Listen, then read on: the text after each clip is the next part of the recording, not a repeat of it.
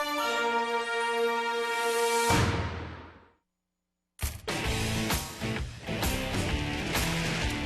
you go.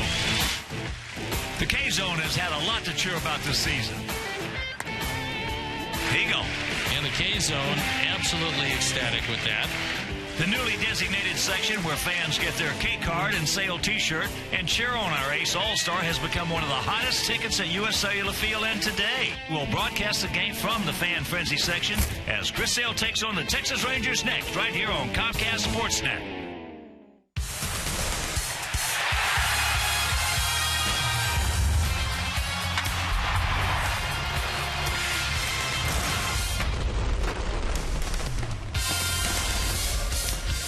We are coming to you from the city beautiful Chicago, Illinois, where this afternoon Comcast Sportsnet presents White Sox baseball. It's Adam Meaton, Alexa Ramirez, Jose Abreu and the Sox as they get set to butt heads with Adrian Beltre, Alex Rios, and the Texas Rangers.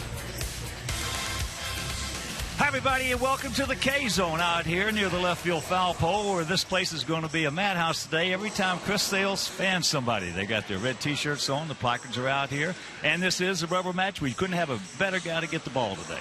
Chris Sale is 10-1 in lifetime. He's 3-1 against these Rangers, but his ERA is up there close to 5. And he's pitching for not only his ball club winning, he's pitching for a shot at the Cy Young Award. His ERA 2.09. He's got some stiff competition, but I look for a big outing and a lot of enthusiasm from these folks inhabiting the K-Zone. And we've got an interesting guest in the first inning, so sit back, relax, and strap it down. White Sox baseball coming your way.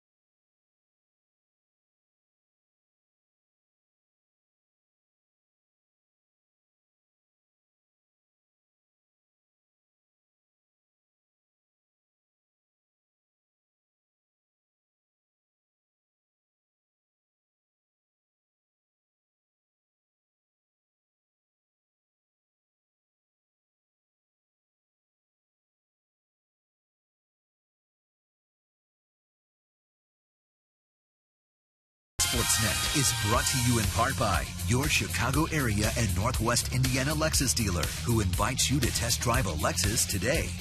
Blue Cross and Blue Shield of Illinois, through it all. AT&T Uverse. Find out what's possible with AT&T. Call 1-800-PIC-ATT, mobilizing your world. And by Ford. Check out America's freshest lineup at your local Ford store or at localfordstores.com.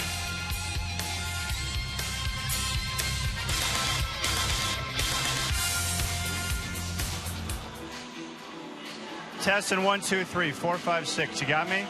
Can you hear me? Okay. Okay. Okay.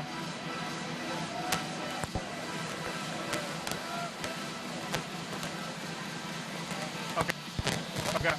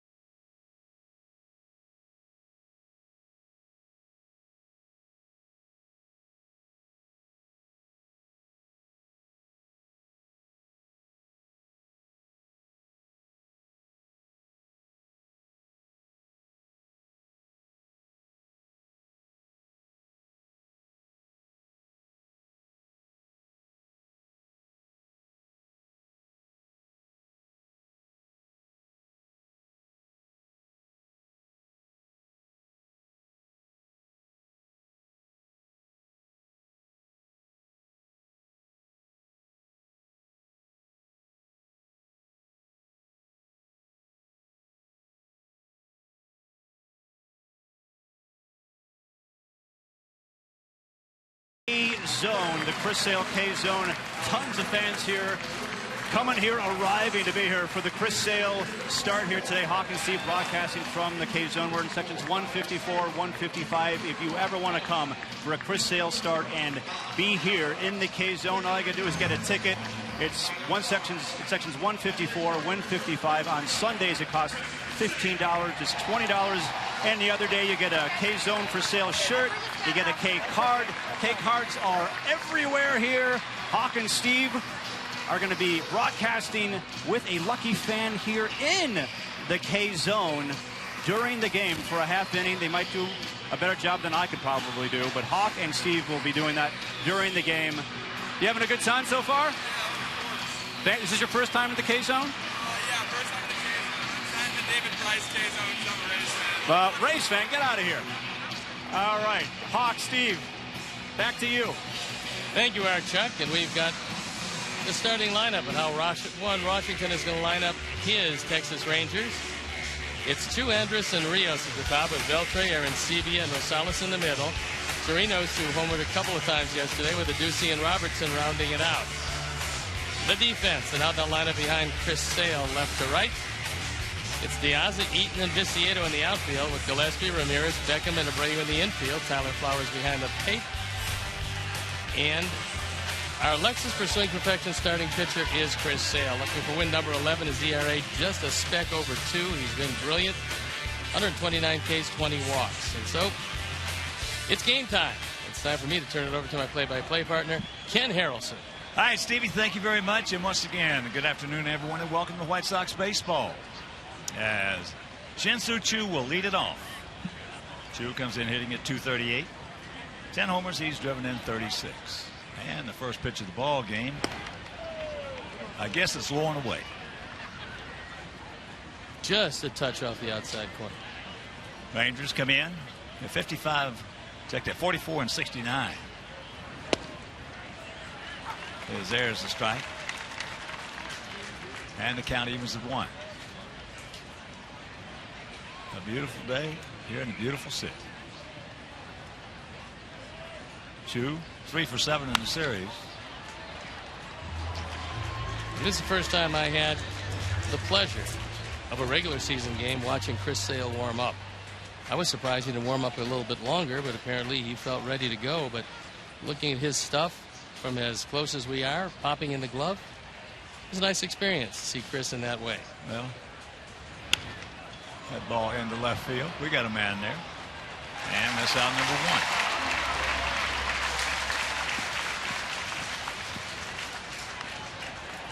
Well, I've done over 5,000 games in my career, and I've never had to do one off the monitor until today. Well, let's hope things work out just a touch differently, and that it's the Sox that get on top and making Chris Sale hold up, because he will hold up this time out. And here is Elvis Andrus.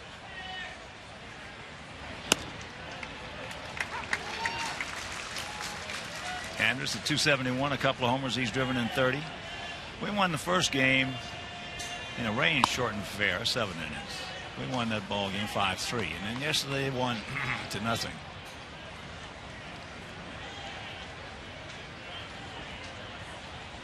Andrus 2 for 8 in the series, but against Chris, he's faced him 15 times and he's grown the collar. Then he's got a tough job because he's got a 12-game hitting streak, and Chris Sale is never easy to face. But especially if guys start thinking about that streak, doing things they're not supposed to do. There's the strike. There's Jordan Baker. We can see Jordan Baker from here. He is a huge umpire. Oh, biggest one I've ever seen. That is a king-size umpire. Yeah. He has a big strike zone if it were on him.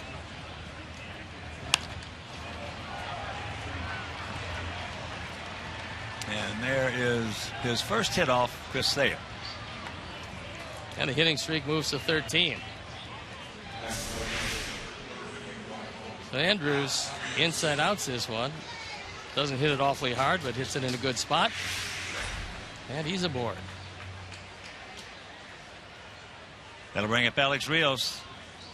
1 for 7 in the series. Hitting at 296. 4 homers. Just 4 homers and 45 knocked in.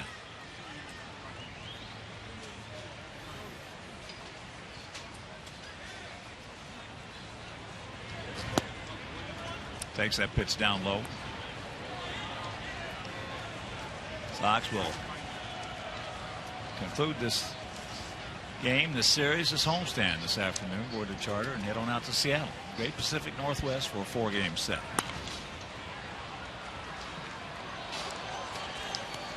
That will be on Thursday, Friday, Saturday, and Sunday. Have Monday off, and then take on the Giants of AT&T on Tuesday and Wednesday before returning home.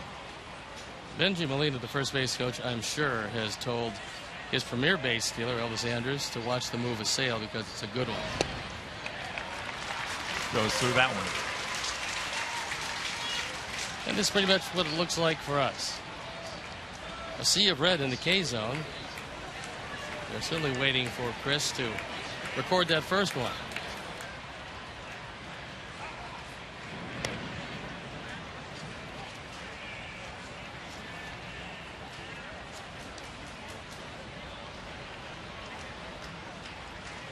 So 1-2 the count with 1 out here in the top of the first if you're just tuning in. He gone.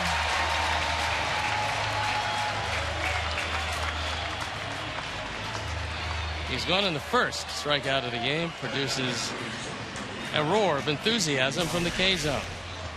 And that is the 130th strikeout for Chris. And now in 116 in the 3rd innings.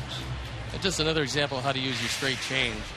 You get ahead of a hitter and then you throw one low and out of the zone, and they usually have no chance.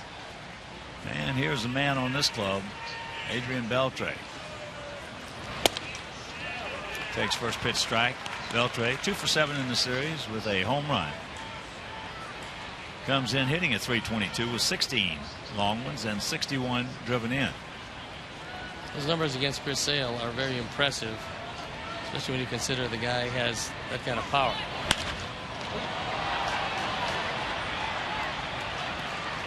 Adam, he's there. And that'll retire the side after half inning of play. As there guys nothing, and the good guys coming to bat.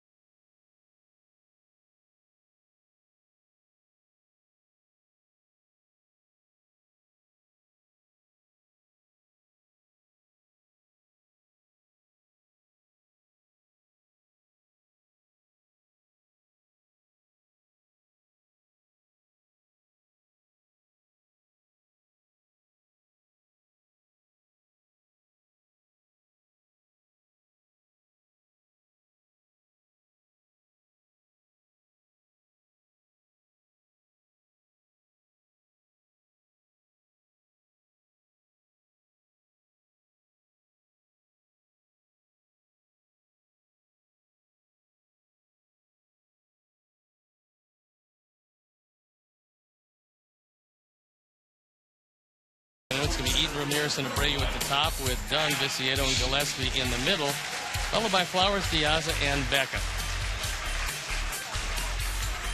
The defense, and how they'll line up behind Nick Tepish.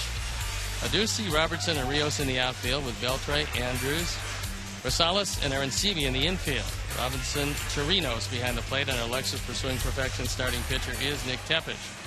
He's not overpowering. One of the adjustments he's made is he's shortened his slider. It's now more like a cutter, and he thinks he can get over the plate a lot more. But you know, the fastball at times will get to 93. He just loses location a lot. And before we show you our picks to click, you at home select yours. There's first pitch strike to Adam Eaton. Hitting at .305, a homer. He's driven in 32.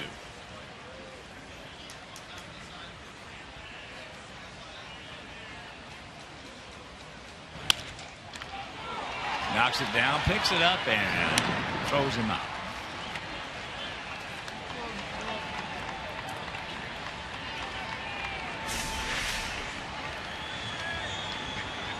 Tepish is in pretty good position, as he doesn't fall to the first base side all that much, and he's able to retire. A very fast man leading it off. Well, with these maple bats today, pitchers, if they don't teach them to get in position after they release the ball, somebody's not doing their job. And they're also at peril. I mean, we've seen a lot of guys just recently get hit. They get hit a lot from the waist down. The guys with good hands never get hit from the waist up. I'll tell you one thing, guys today are getting hit harder than they were when I was playing. Yeah. Well, they are.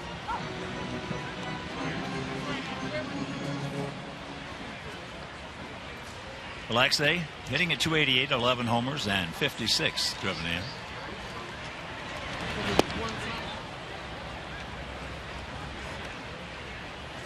One and one to count.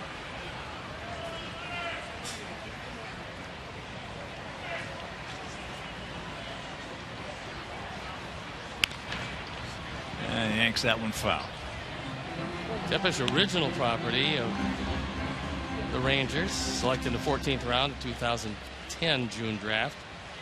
Made it to the major leagues last year, 17 starts, 4 and 6, 4.84 ERA.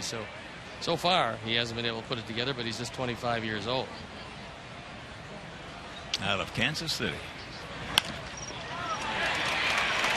And that's in the center field for a base hit.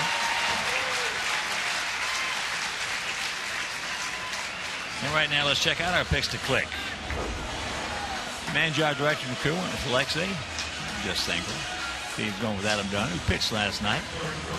And Don Pugliani, and David Novak, and all the great folks out at Poogie Hyundai in Downers Grove. We're going to go with Gordon Beckham.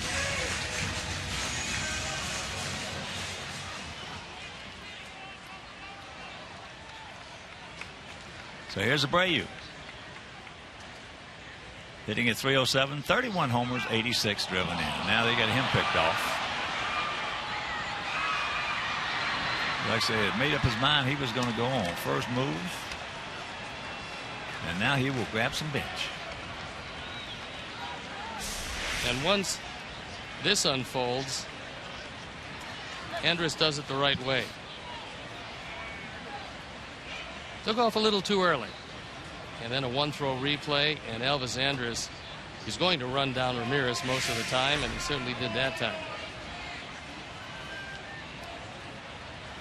1-3-6 on the putout.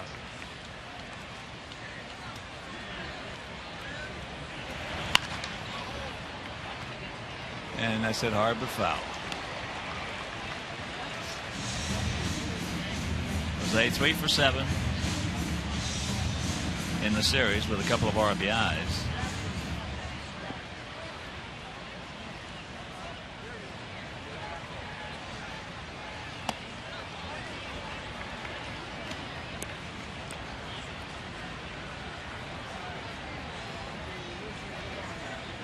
More and more, the American League pitchers is trying to throw it in on the hands of Abreu.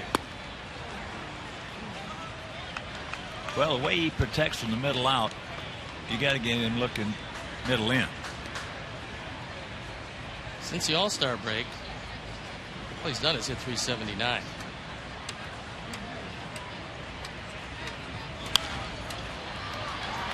It's real good plate coverage, not wanting to take it with a couple of strikes. That ball was a good 4 inches off the outside corner, but he was able to spoil it. That's one of the reasons he's been so productive. Terrific two-strike approach.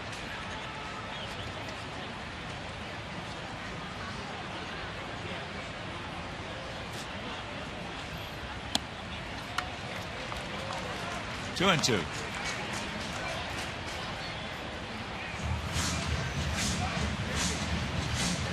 That's with 2 strikes. The 233, you don't worry about it. The 10 home runs with 2 strikes, that's pretty good.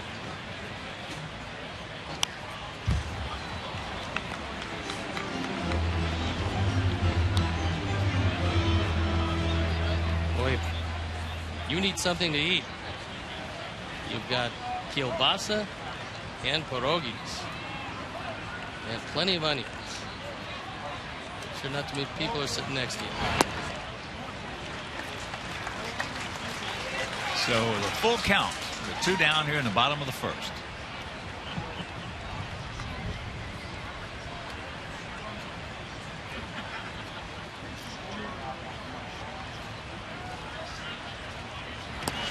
And there's ball 4. That's a big factor that Jose is starting to realize is more guys are not going to pitch to him. And now he's up to 31 walks, which isn't great. 388 at bats, but that being said, it's a lot better than when you're swinging at everything. He at least will take his walks now, and that's going to be better. You got to take your walks. You've got to take. You can't get out of your zone. You got to take your walks. So here's Adam. Adam, who worked an inning on the bump last night.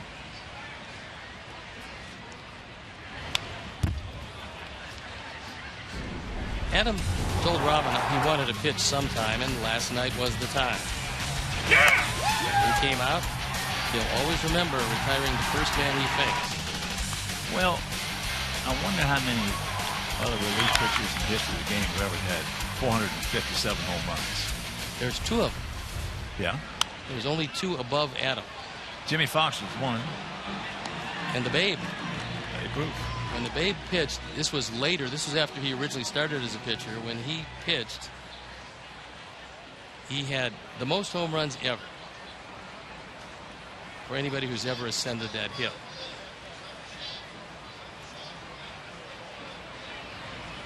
Yeah, but not eighth inning guys. No, not too often. However, Texas has a first baseman you're familiar with, Mitch Moreland, who pitched earlier this year. 94 he was timed at, with a good changeup and a slider to go with it. He was a pitcher in college. They wanted him to be a pitcher. He said, no, I'm going to stay as a position player. But he not only looked like a pitcher, but he showed exceptional stuff. You can throw 94, hit the ball over the plate. That's pretty good. I've never seen a position player throw 94. They said earlier this year it happened. I don't care how good their arms are. You would think, if you never knew it, you would think, oh, yes, this guy might hit 100. But I've never seen a position player could throw 94, 95.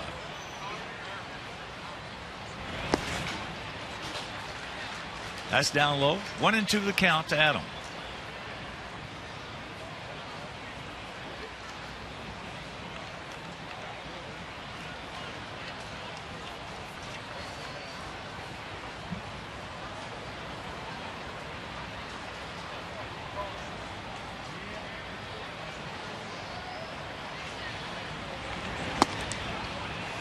Good take right there. That's a good pitch by good try by Tepish. A little cutter that he has tried to refine. You'd love to throw it up and on the inner portion, but that one a little too far up and in.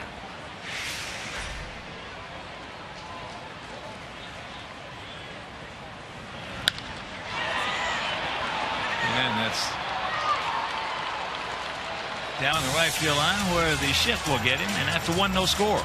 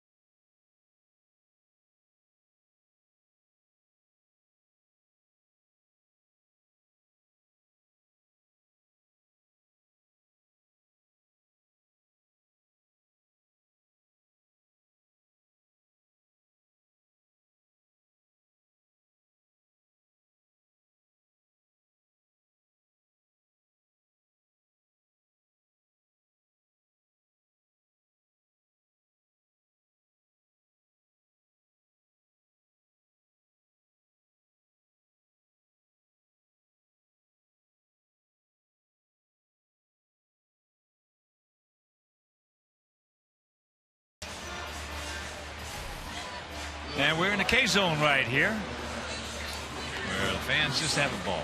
I tell you, this is good atmosphere down here. Every time he has a strikeout, he has one. But it's the top of the second inning, no score. For them, it'll be Arancibia, Rosales, and Chirinos.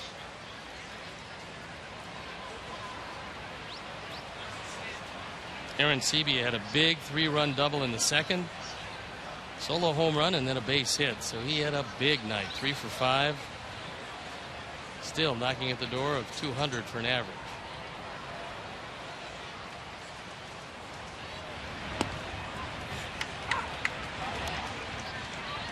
First pitch, strike. Arancibia hitting at 198, 7 homers, 26 driven in.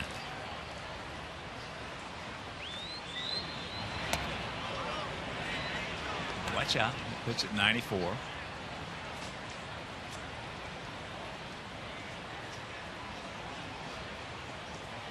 Chris, 6'6", 180 pounds. So that's a tall, lanky southpaw.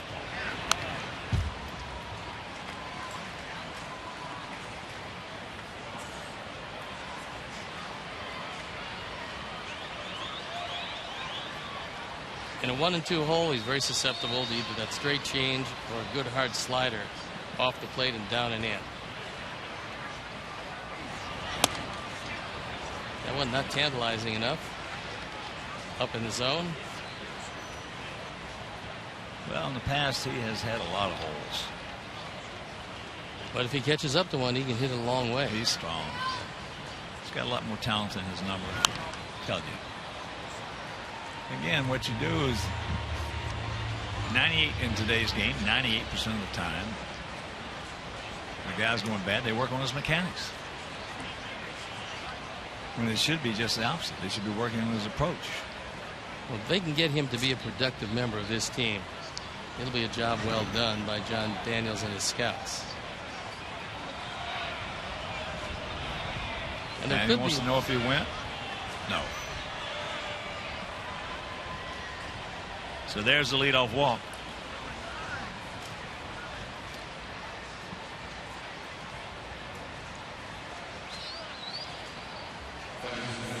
And we understand our special guest. There he is from Shed Aquarium, and he's going to be joining us next inning.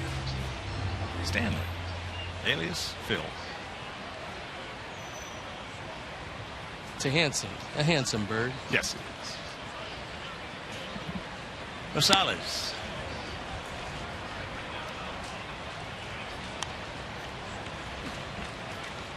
Adam in limited action is hitting at even 300.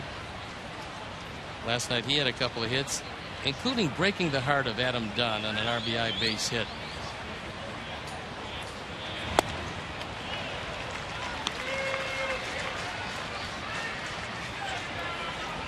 One ball, one strike. Rosales has hit Chris well. 5 for 9 with 2 home runs. And I would imagine that is the reason he's in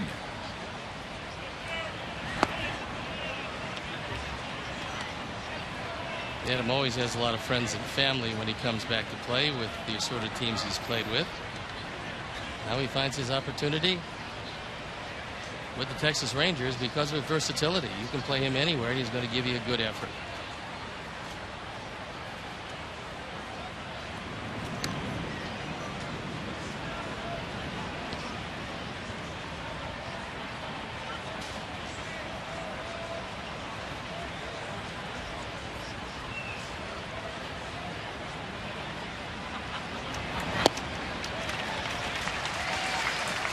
Two and two. I think for a moment Rosales wanted to know if it was the third strike. He looked back at Jordan Baker after taking a short walk, was assured that there is only 2 strikes, and got back in the box.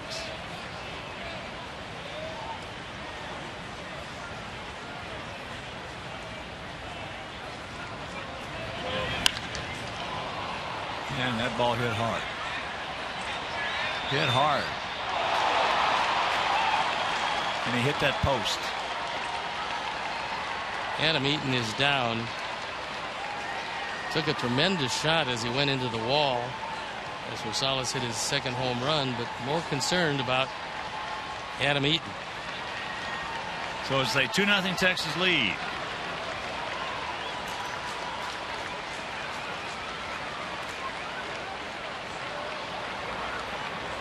Robin and Hermie are going out there to have a word with him.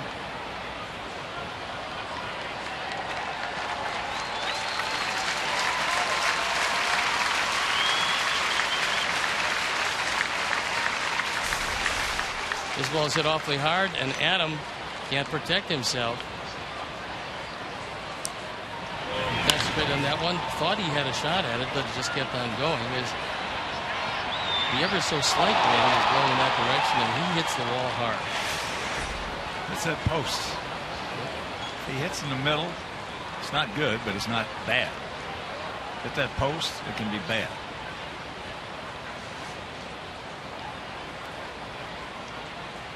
That's just the 7th home run that Chris has thrown this year.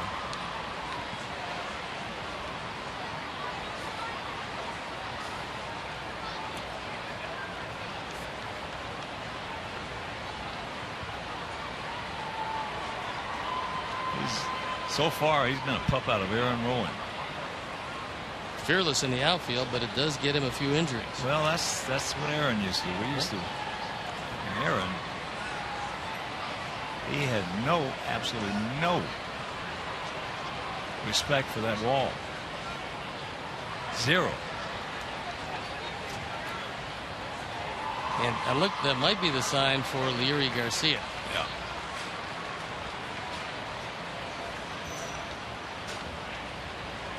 Yep. And that's exactly what it was. So Leary's going to come out and take the spot of Adam Eaton.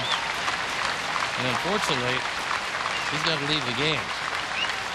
And you know, if he wants to leave the game in the middle of the game, he's hurting.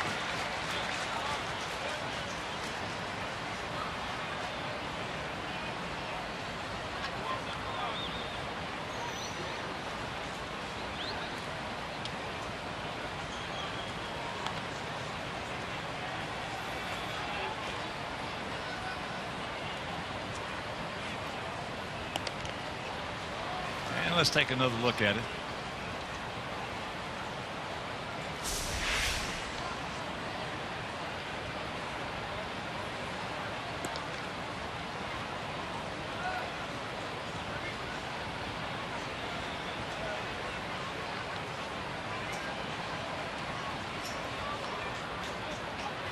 All right, now let's watch it in real time.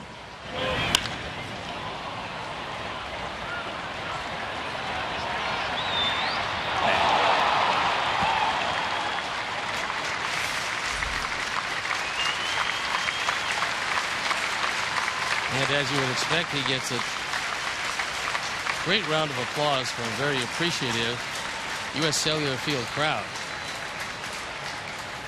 You know, when you hit a wall like that, you remember the old Baltimore right field bullpen gate with those two iron posts. When you hit a wall like that, it's not unlike. Have you ever been in a car accident? Yes. Okay. You know, it's not that bad, but the next day you hurt all over.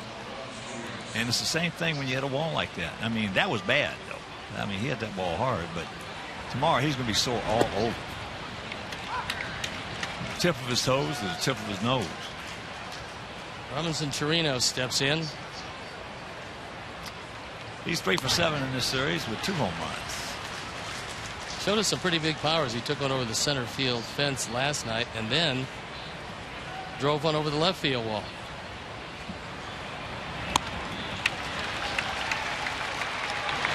He gone. And that's 2 times.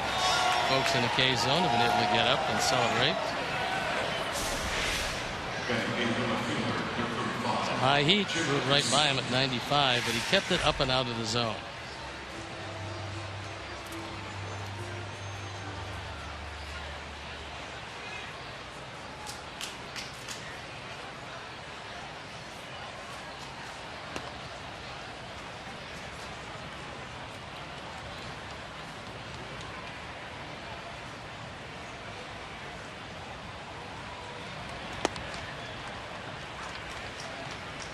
That's the best slider to this point. He delivers to Adduci. When they won the count. He's a graduate of the Bull Sox Academy. Made it to the major leagues.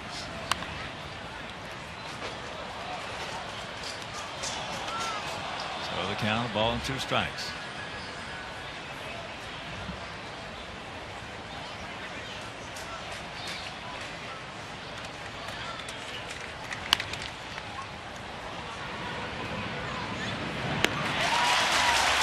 All right. 2 down. Nice play by Beckham after this ball got by Chris Sale. Nice to backhand it, but Gordon up the middle. Accurate, strong throw.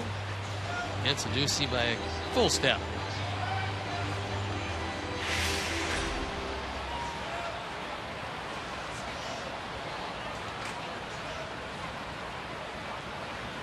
This guy showed us a little something last night.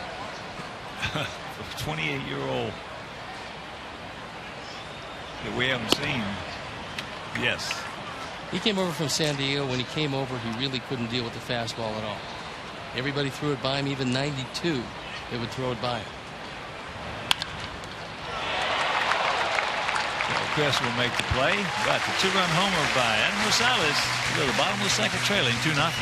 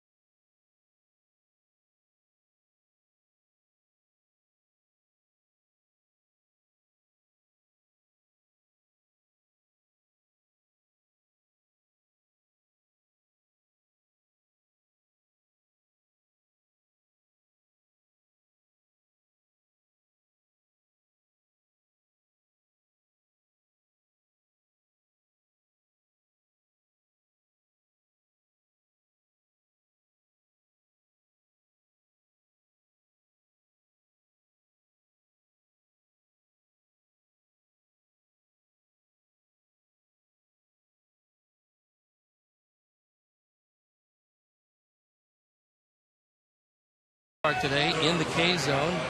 I don't see their placards exactly, nor do I see the red t-shirts, but they look resplendent in their natural colors. Stanley, beautiful. And Lucy, you are too. Don't let them forget about you, Lucy.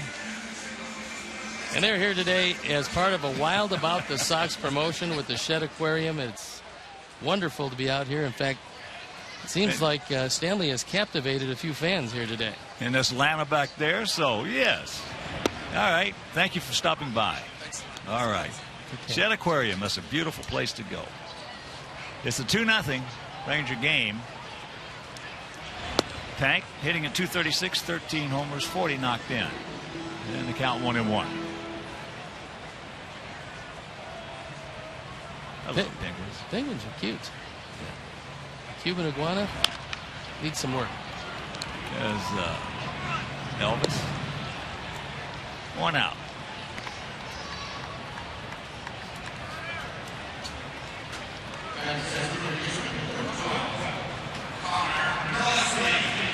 That's where Kenny Williams had his reception. It was just magnificent.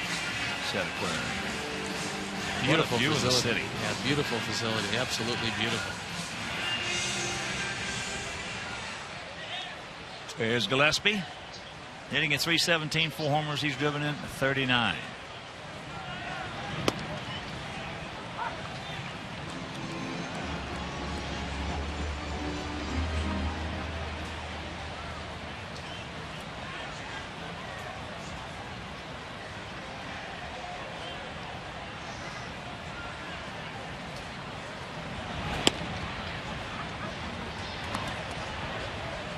To count.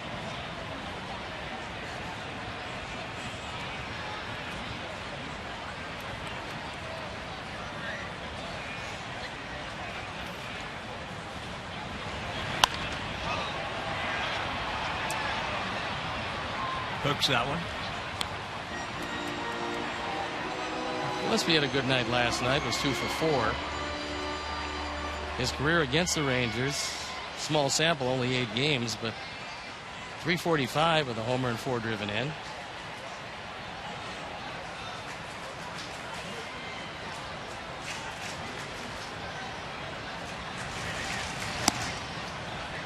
Oh, really?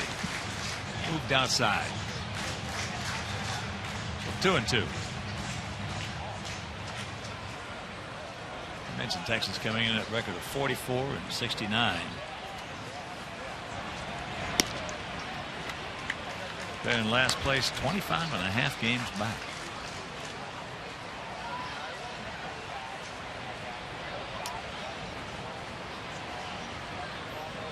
And from what we've seen, getting worse. That's fouled away.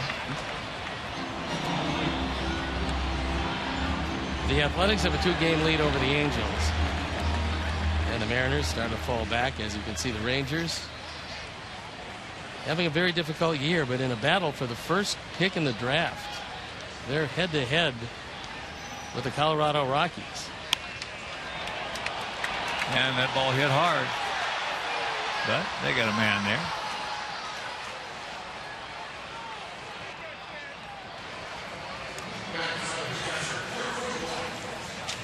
And Sox fans, no matter the force you use or the planet you're from, head out to the ballpark for Star Wars Night on Friday, August 29th. Now come dressed in your best Star Wars attire and march in a pregame parade around the field. Also, the first 750 fans to purchase will receive a White Sox R2-D2 beanie. An R2-D2 beanie. So for specially priced tickets, go to whitesox.com/Star Wars.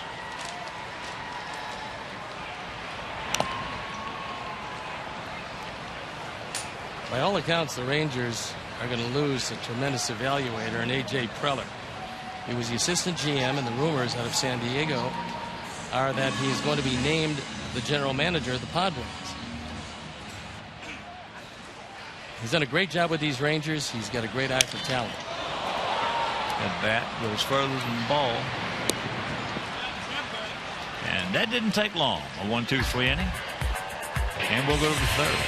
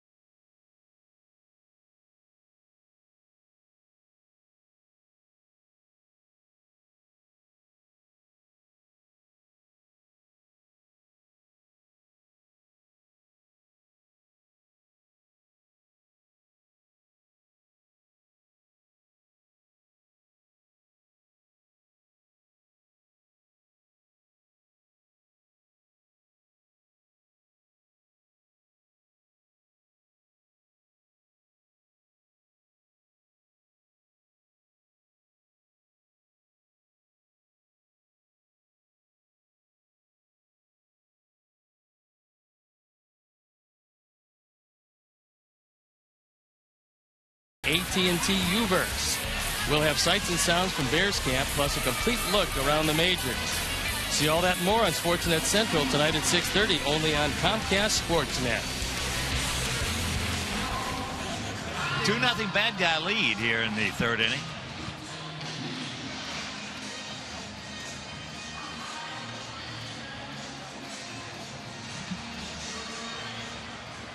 Top of the order, Chu, Andrus, and Rios.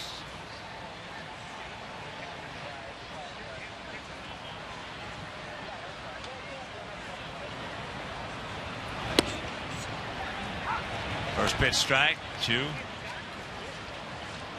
Leading off the ball game went out to Diaz.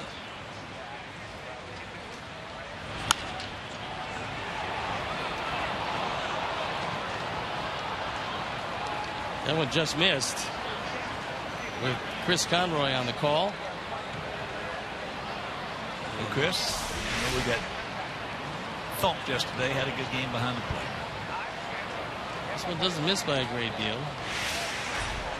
Over the top of the lineup following Chu, that could turn out to be a big play. 0-2 to Chu.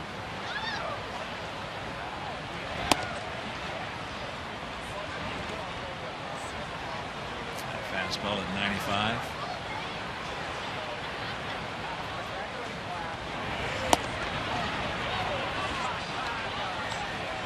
Two and two.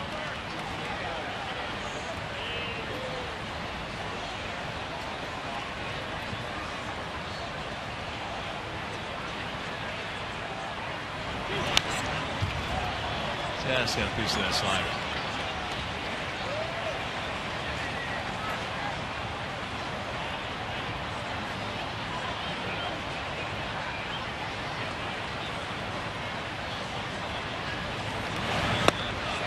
He gone.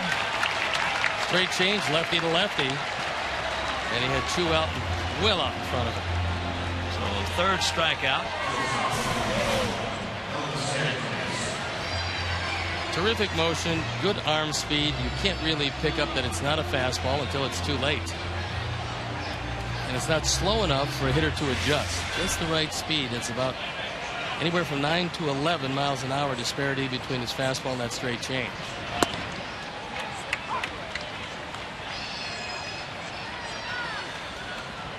That's what Pragmatics is talking about, the changeup. Said it's much more effective than a curveball or a slider. He didn't work very much on those. I mean, he had them, but it always surprised you. You'd see one, it'd come along in the 6th inning, and you wonder where it's been all that time, but it wasn't his game plan. His game plan was specific to each and every hitter with each and every at-bat. It's one of the reasons why he's in the Hall of Fame. I thought Smoltz did a good job in slicing and dicing his former teammate on his approach to pitching. He said it's something you would never teach your kid. No, most likely because he said it worked for Greg, obviously, but it wouldn't work for him or wouldn't work for anybody else on that staff. As there's the walk to Andrus, who singled, extending his hitting streak to 13 games in the first inning. Well, he did run, but on the pitch he was running, Beltre lifted a soft fly to center field. So you got to figure if they ran once, now that they're 2 runs up, they most likely will look to run again. 21 for 31 in stolen bases.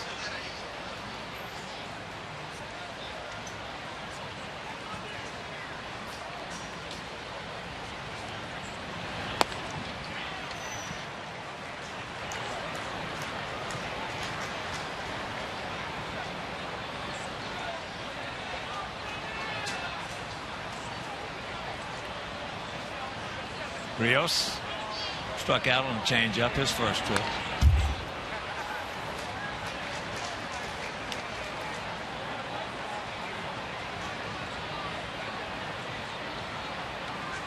Fastball humming along at 97 when Chris wants to let it go.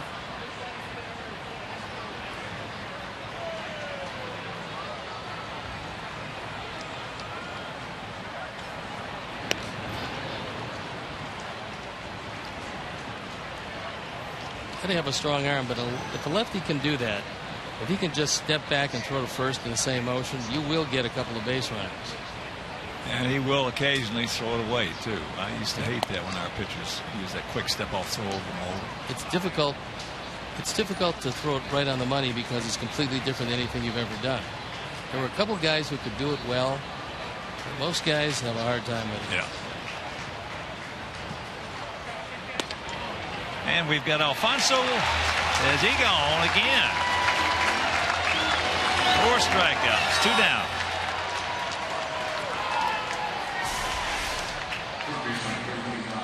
There's that snapping hook. And all Alex can do, because that starts out over the left-handed batter's box, is take a look at it and walk on by. So we've got Alfonso Ruiz Rangel in the booth with us here.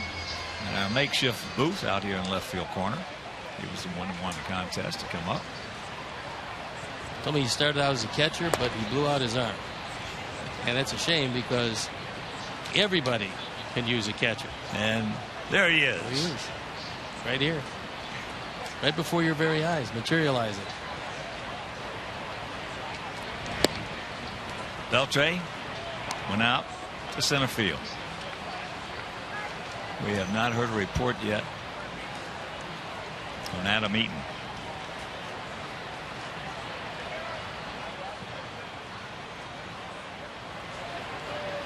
He hit that ball out there hard. He hit that post. And there he goes. And he gone. Beautiful peg by Tower. Yes. That'll retire the side. So the bottom of the third is still 2-0 Texas.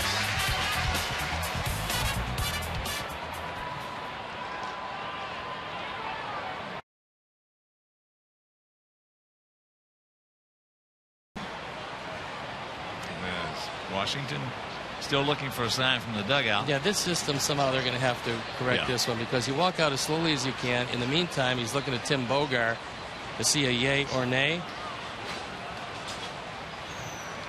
And there's an A, which means he did tag him. And let's go on to the next inning. All right. It's still 2-0 Texas.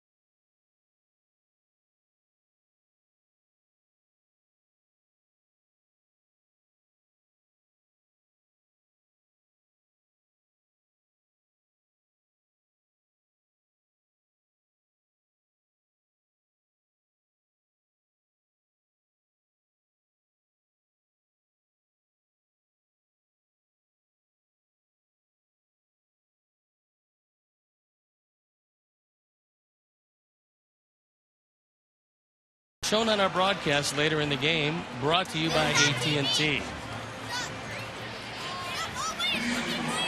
Well, it might be time for us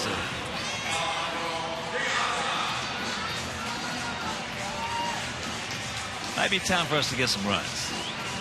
We got a shutout yesterday. That was for the 7th time this year. For Tepish, it usually happens somewhere along the 5th inning. And he's done a pretty good job through 2. And he'll start out with the bottom part of the order.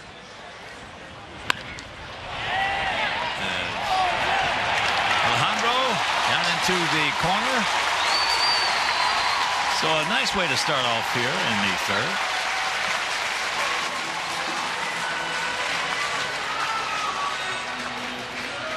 #14th double of the year for Alejandro. He doesn't wait around too long. He looks at a low fastball on the inner portion. Drives it into the corner. And Alex Rios, after seeing it just hit the line, sees Diaza, his former teammate, at second base. So Beckham's got a job to do.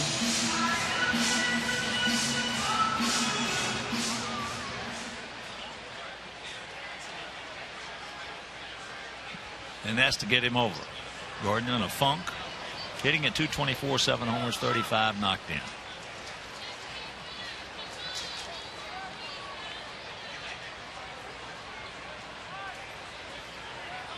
Any way you can, Gordon. Stacks it up and fouls it off.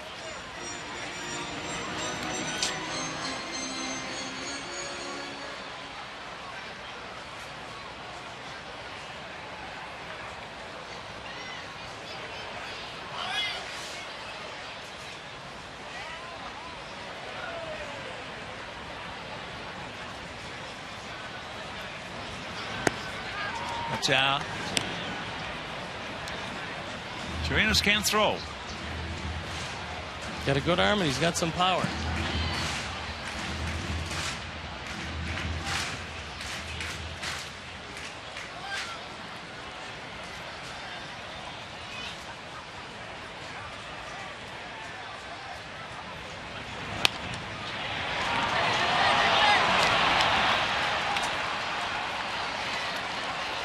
First thing every third base coach will tell you as they look at you at second base is make the line drive go through. Well, we do not have, it's obvious, we do not have a good base running team. I mean, that, it's not like we're letting the opposing scouts know something they don't know. Nope, they know. I've always wanted to do this.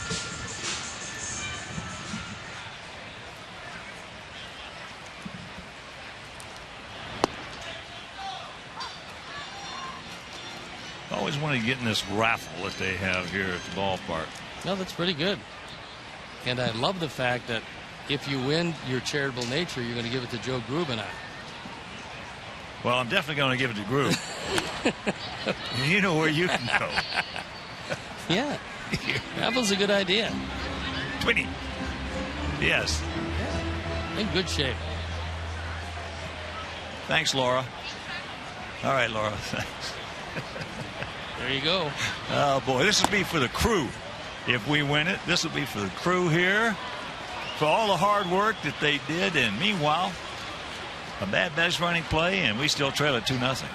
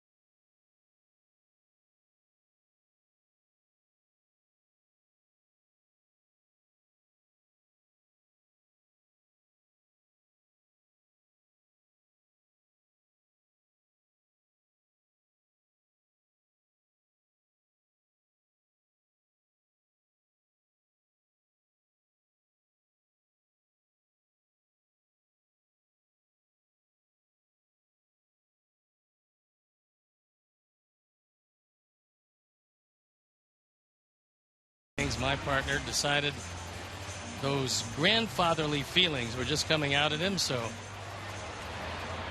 couple of folks stopped up. I've got a grandson that should meet Molly. Her name is Molly. I was going to say, with the she is absolutely gorgeous. Look at that. Very young girl. That's Molly. Nice name. Yeah, it is. We trail it 2-0.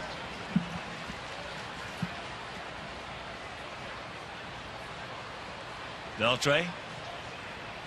0-1 to count. He was at the plate when Tyler Flowers gunned down with a perfect peg. Andrus trying to steal. It's the 11th time this year Elvis has been gunned down to go with the 21 stolen bases. Not the greatest percentage around, so he'll have to work on some of that. He's got all the speed you need. It's now a matter of technique.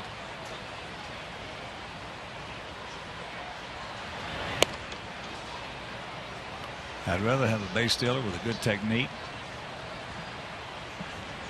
and decent speed than a guy with outstanding speed and no technique. Yeah, I mean, that helps you a whole lot more if you can read pitchers. You know the key to each and every one of them.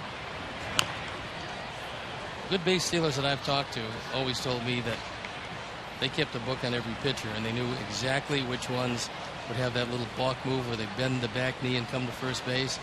They knew the times. Of course, everybody knows the times these days, but if you study some of the keys to the pitchers, stealing base is a whole lot easier than if you don't even factor that in. And that's into the seats and the K zone. Well, also there's some guys have that feel, that intuitive sense, that feel for stealing a base. They don't think about hardly anything. They just know this is the time to go. Pretty good pitch. That one just missed off the corner.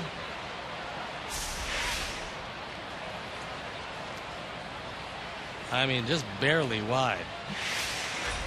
Beltre probably figuring couldn't do anything with it anyway, was hoping for the umpire's call.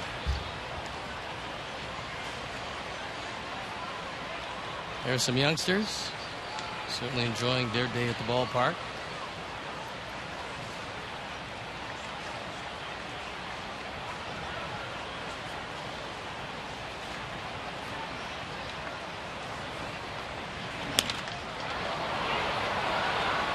And that's Leary's time.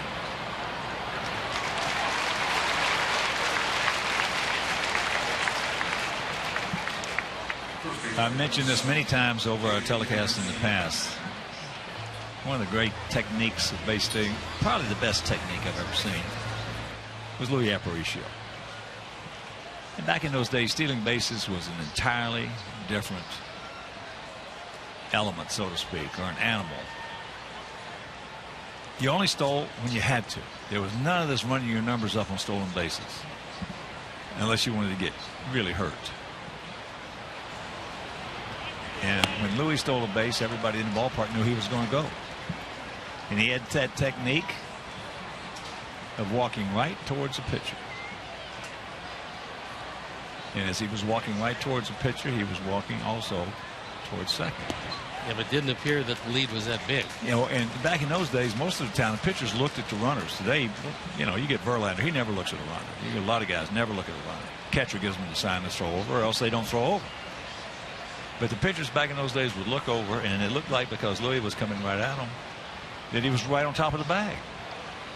We actually had the same lead if he was taking a lead like a normal guy takes it.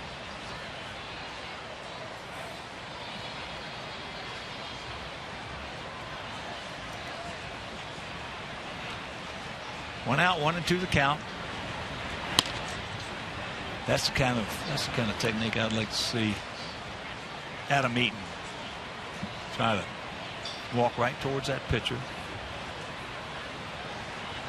and keep a momentum walking towards second base. Keep his momentum going towards second base. Is he gone? And Sebia.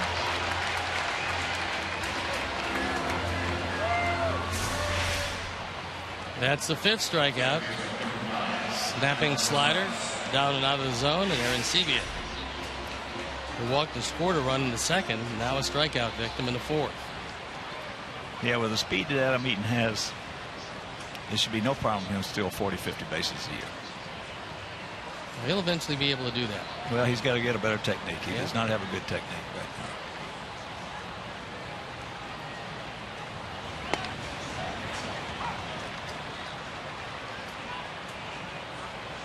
That Oakland club has stole, I believe, 357 bases one year. He had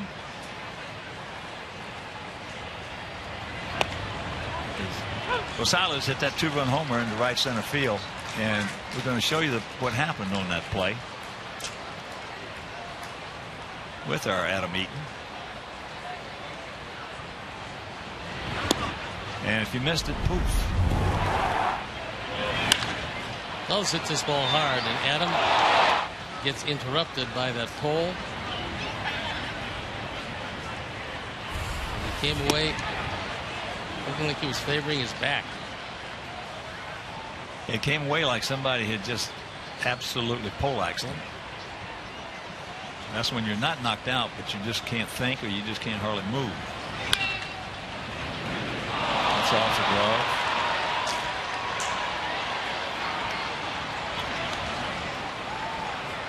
So that'll be an error.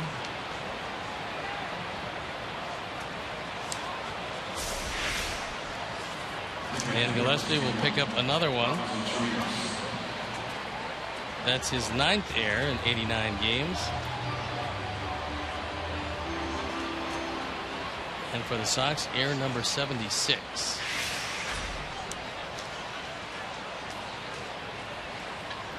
So here's Torinos. He struck out. Now that move I was talking about that Aparicio made, there is a pitfall to it. And that is, it's hard to get back to the outside corner of the bag. That's what. Well, you're not coming straight across. You have to go back. Right. You're forced to go back. You have no choice. Yeah, it's hard to get back to the back corner of the bag.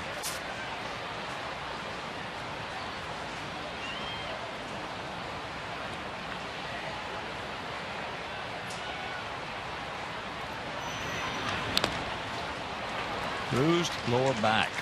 X-rays were negative. That's pretty good news. That means he'll be day to day. That's great news. But he's going to be hurting all over tomorrow. You don't hit that pole going that hard and come away with just a bruised back.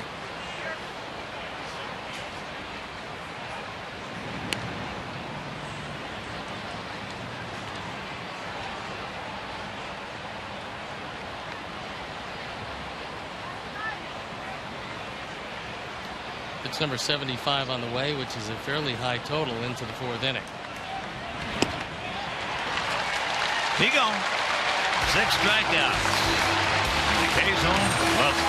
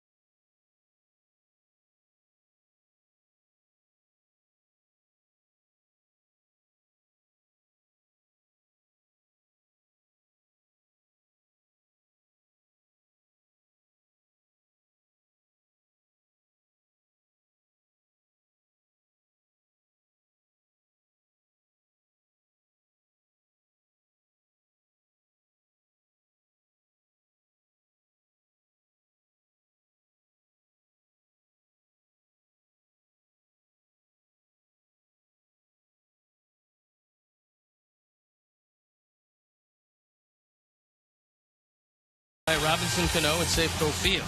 Coverage starts at 8:30 with White Sox pregame live presented by Lexus of Orland. It's White Sox Mariners Friday at 8:30 on Comcast Sportsnet. We got to get some runs. That's got it. Last time we scored was in the 6th inning of the first game, and then we didn't hit anymore because it got rained out. Well, this is probably the right part of the order, and the second time through, they got a pretty good idea that Kepich does not have an overwhelming curveball, that his slider has been somewhat scrapped for a cutter, and his fastball is good, but he usually gets it in hittable spots.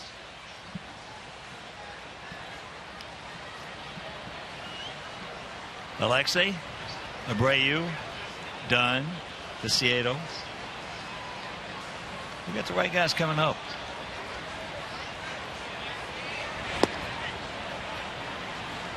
I love it when Alexei takes pitches like that.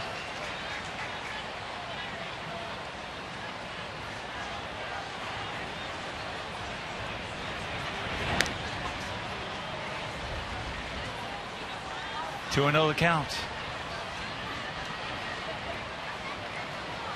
Yeah, so far your prognostications and your comments on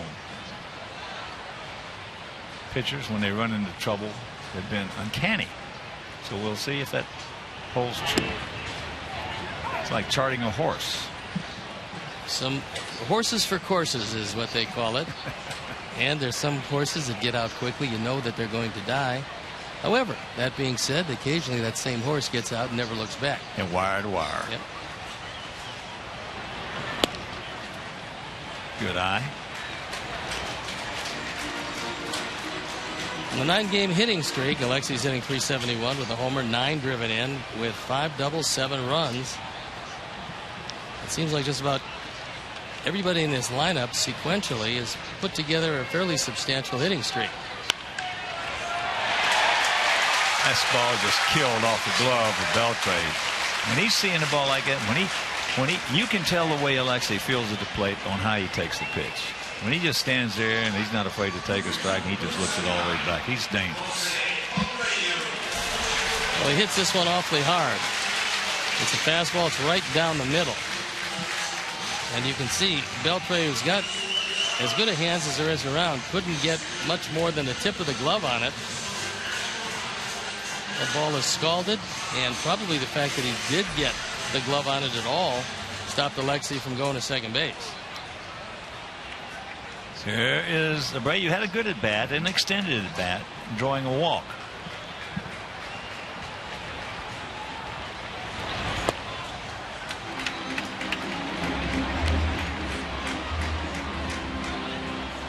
Outfield playing fairly deep all the way around, as you would expect. Shading him a couple of steps into right center.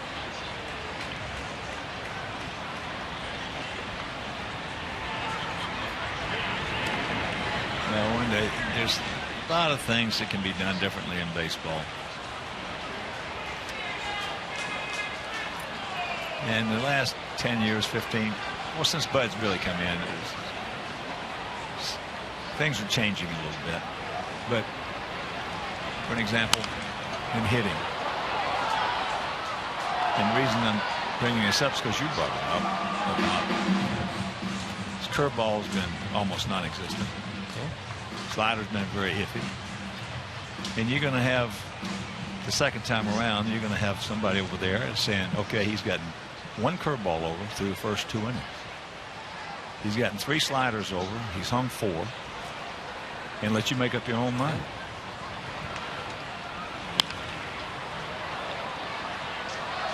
Chirinos is going to throw to first base, and Jose just fouled it off. Winless in July. He's very happy that the calendar rolled over. He's 0-4 with an ERA of 7.15. It's been a while between wins for Nick Tepich.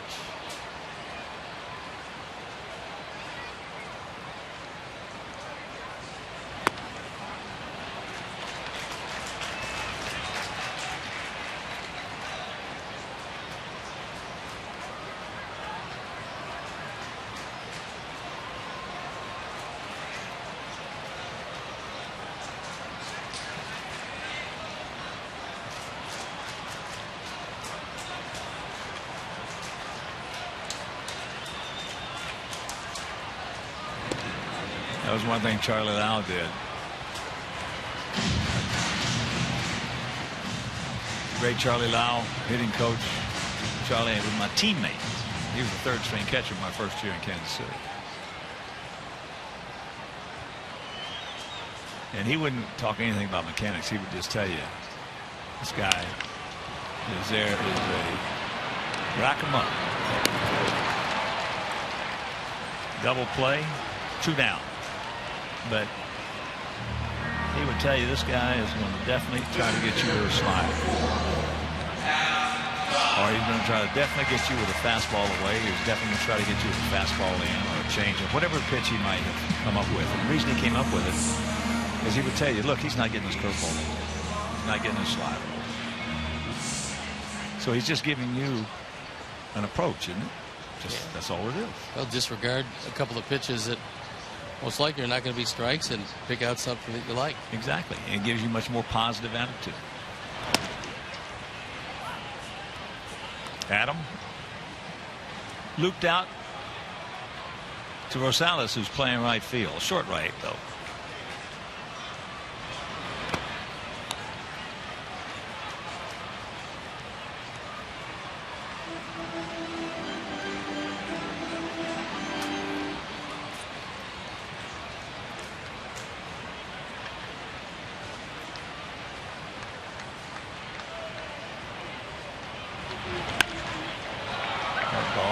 To left.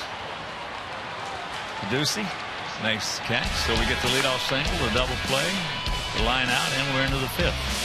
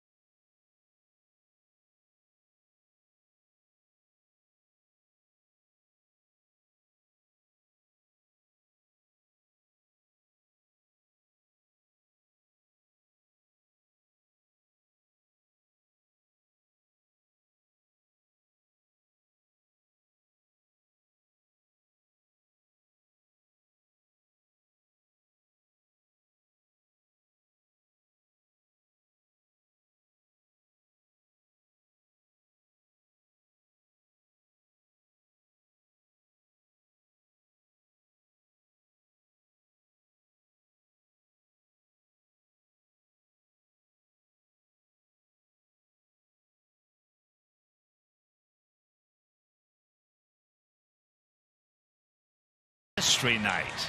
Dentistry night. The White Sox are offering specially priced tickets to all dentists, hygienists, assistants, dental school students, as well as their family and friends. Also, the first 750 fans to purchase will receive a Dentistry night baseball cap. So to purchase, visit whitesox.com/dentistry.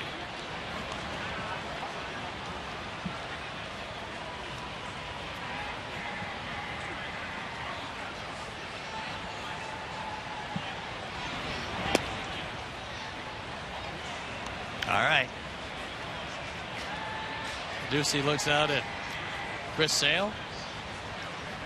Sale with the big mistake, the two-run homer to Rosales. That's been it. Don't look too long, Jim. Ducey got it out to Beckham.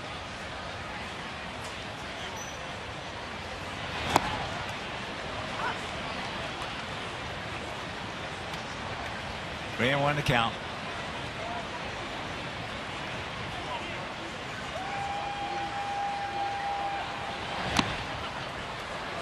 It's full.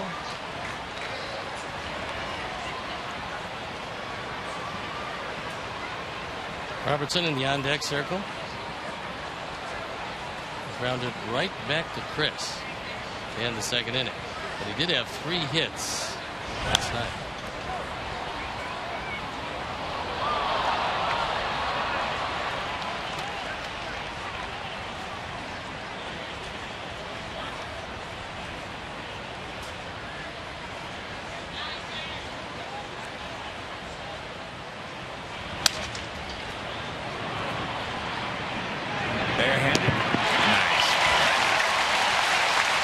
great effort because that's the only way you get him. Nice play. Broken bat, slowly hit. And Gordon able to barehand it and fire it across in the same motion. That was his only play. Once it got by Chris Sale, it's barehand throw in the same motion or you don't get him, and he got him by a half step. Now, Gordon, we just got to get him swinging that bat because he is such a valuable member of this ball club. And he, to his credit, even when he's doing bad with the bat, he's still great with the leather. Two sides, you youngsters out there, two sides of this baseball game, offense and defense. You can't let one interfere with the other.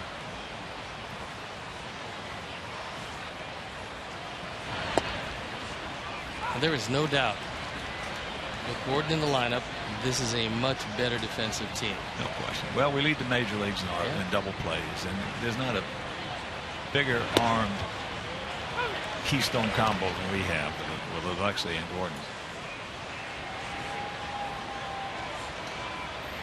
There might be some as good, but there's none better.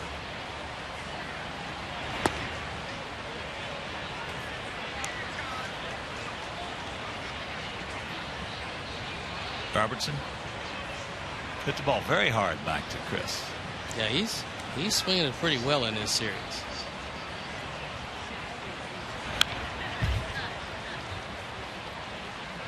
We didn't see him the opening night on Monday, but we did see him last night. Couldn't have had too many better nights than that, because he drove in a grand total of 3 runs on those 3 hits and scored 2 runs.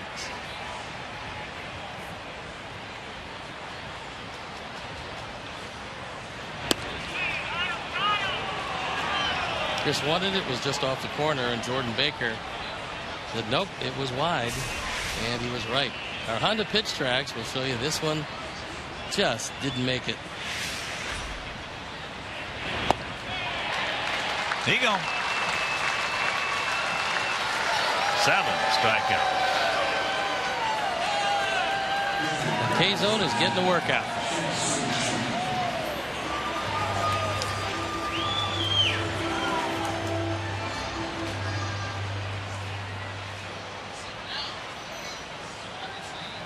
One walk to 7 strikeouts, but that big 2-run homer in the second.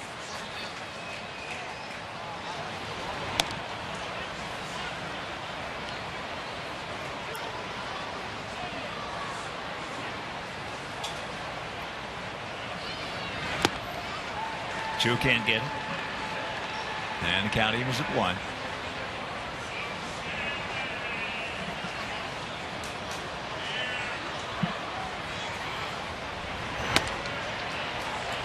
Count 1 and 2.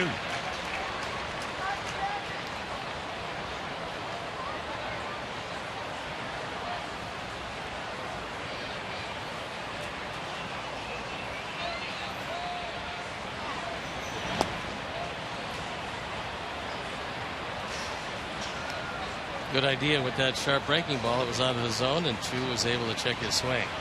He's got a pretty good technique on his check swing. He uses his back leg very well, which is the best way to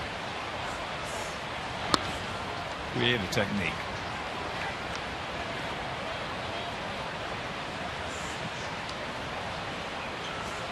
Remember the days when hitters would routinely drop their bats? One of the great techniques ever was Carl Furillo of the Dodgers. Is that exactly what he did? No, what he did, he was a right-handed hitter, strong right-handed hitter. He'd stand there, and he'd take a swing, and he'd just run his hand right down the barrel of the bat. That was pretty good. Yeah. Imaginative. We haven't seen a whole lot of it lately. Yeah, that's one of the best techniques ever in the game.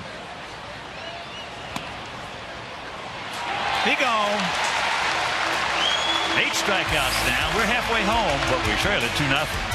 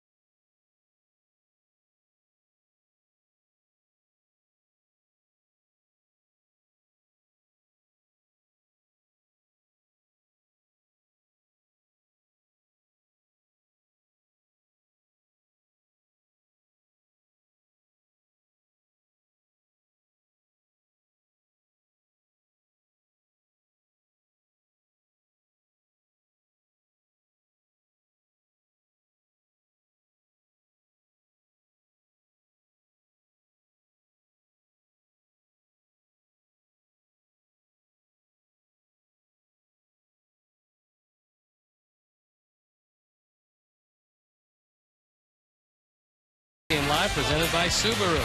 Get the recap on today's game and all the action around the league. So don't miss White Sox Postgame Live today, right after the game on Comcast Sportsnet. And there is a dynamic duo. We're going to send it down to Chuck and Bill. They're immersed in the K-Zone. And, boys, what do you got for us? Well, we have White Sox Postgame Live coming up. Bill, can you sign this for me? Because everyone wants your signature.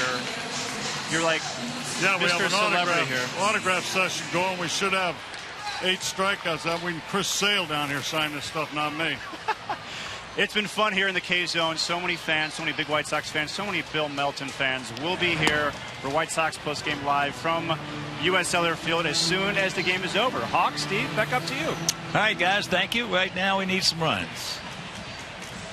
We don't need anything else but some runs. Vicieto, Gillespie, and Flowers.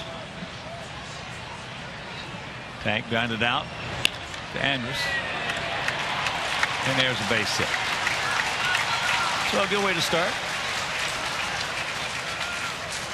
Now we'll have to see if all is according to plan, as Tepesh made it through 4, giving up just 3 hits. Now we got a few guys who've been hitting it real well lately.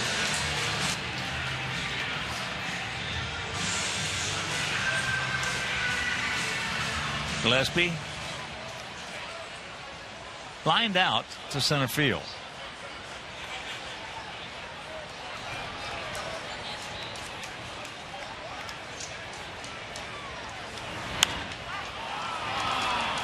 High pop up. Paducci in Fairground makes the catch for out number 1.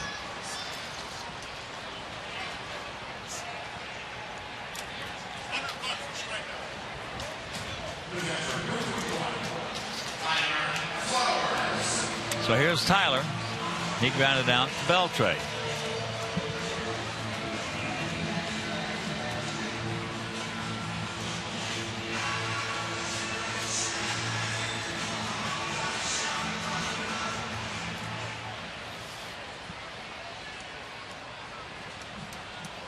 Tyler, big game in the opener of this series.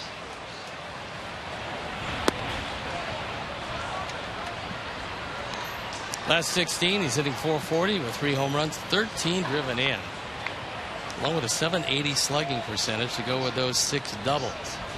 Well, in the opener here, he had a triple and a run scored. He had a homer. Then he had, in the 6th inning, with the rain impending and getting ready to absolutely become a monsoon, with 2 out, 2 on, a 2-run single, and we won the ball game 5-3. And after that inning, it was over. Ooh. Not for a while, but that single came at the perfect time, because otherwise we got to make that up in this series, because they're not coming back.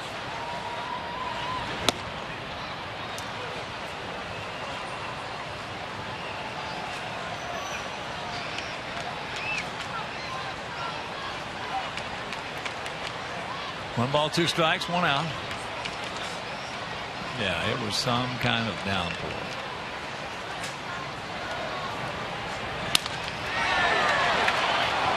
And there's a rack 'em up, and that'll retire the side. Get the leadoff single and nothing more.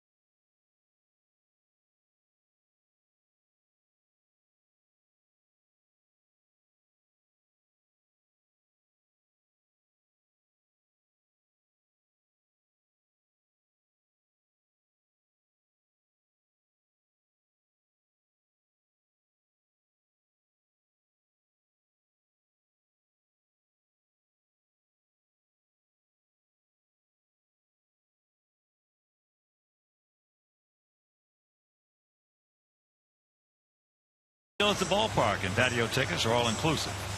Now, with purchase, you receive a game ticket, and you can enjoy an all-you-can-eat buffet catered by Baseball Buffet, as well as wine and Miller and Pepsi beverages. Now, the patio opens 90 minutes prior to the game and closes 30 minutes after the start of the game.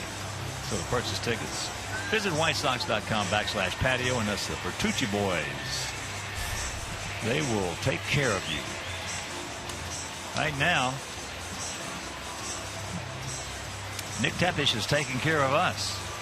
Even if no runs on just 4 hits, they have a 2-run homer by Adam Rosales coming back in the second inning, and that is the status of this game. 2-0 bad guys.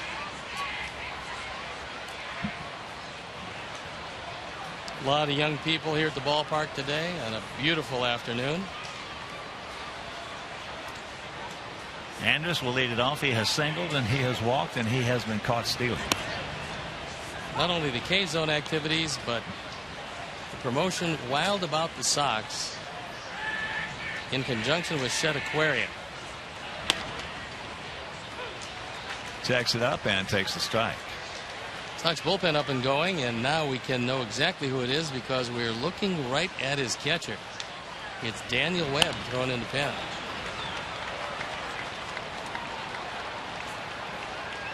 So good speed aboard.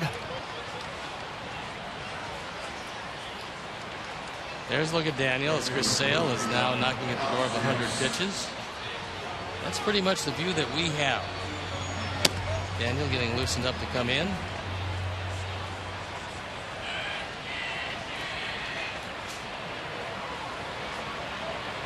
Just the third hit that Chris has given up.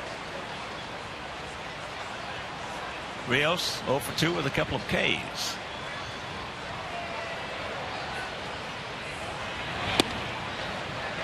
Can't get that one. And of course, that was number 100. Andrus tried to steal a base in the third inning, only to see Tyler Flowers gun him down. Well, a perfect peg was needed, and a perfect peg it was.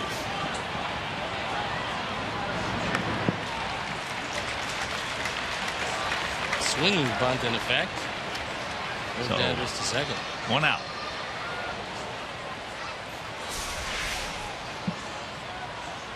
Elvis was on the go.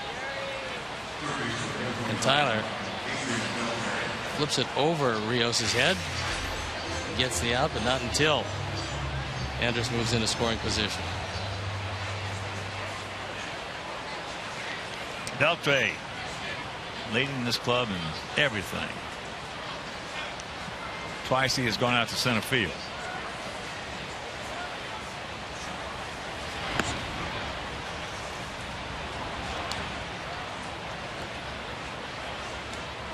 And Gordon, Beltre is a smart hitter. Gordon's got to try to hold Andrus close.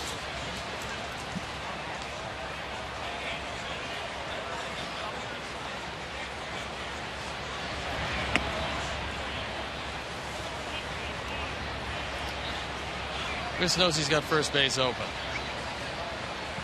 And he also knows that the man standing at bat has had an illustrious and very productive career.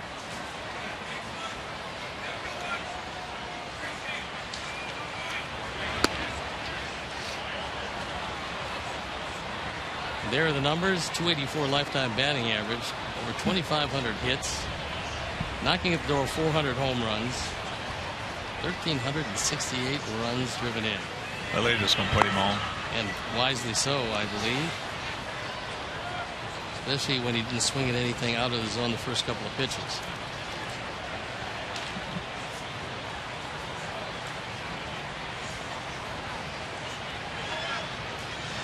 So 1 out, 2 on, and here is Arancibia. He walked to lead off the second, scored ahead of Rosales' homer. We'll check the hit by pitch.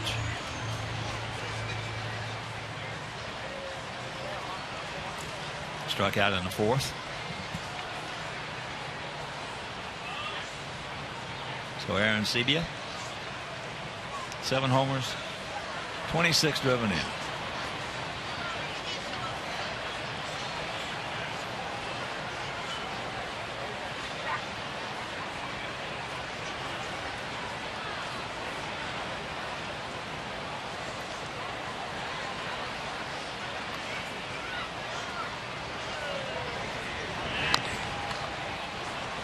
Big hack by JP.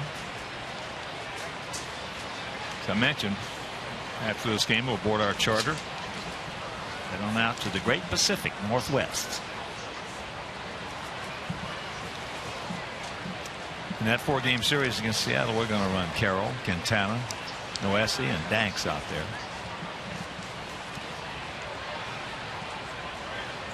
There he goes. He gone. Go big out.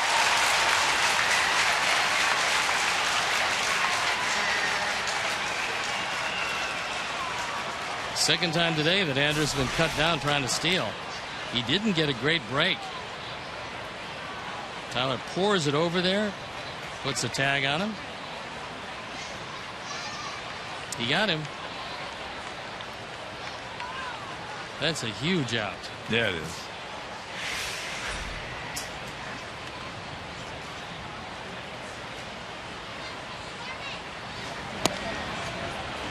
There's a strike. The Mariners are going to run Elias, Iwakuma, Paxton, and to be announced. Well, King Felix threw last night, which means he would probably be ticketed to go in that final game. Depends on how he feels. And there you see the schedule with Seattle for 4. Then an off day in San Francisco, and then a very brief 2-game series. Night game, day game with the Giants. We're coming back here with the off day on the 14th. And the Toronto Blue Jays come to town.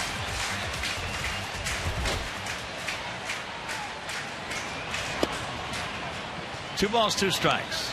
Felix Hernandez has gone 15 straight games of at least 7 innings of work and 2 earned runs or less. 15 straight times, tying Gaylord Perry for the all-time record. It's just amazing.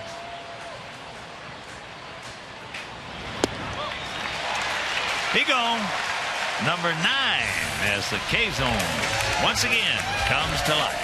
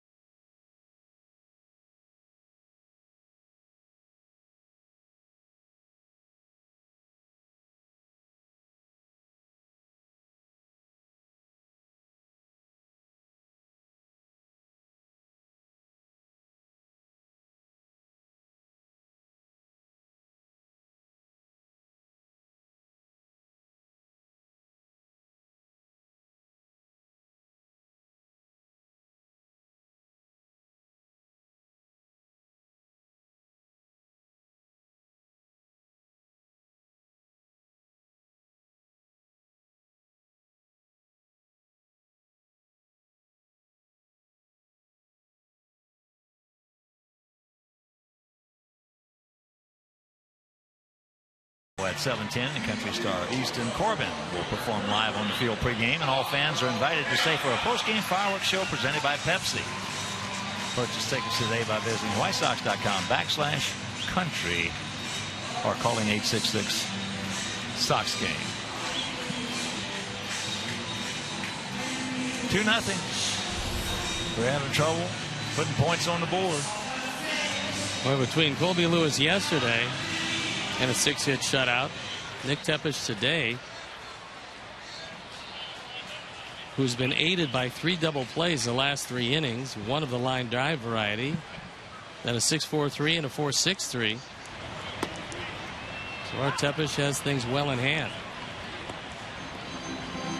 Alejandro Diaz doubled in the 3rd inning. That's the only Sox extra base hit.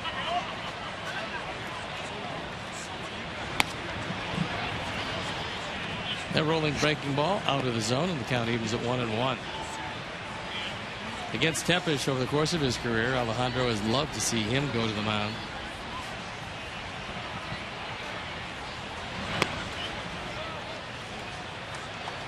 He led off that third with a double. He got doubled off.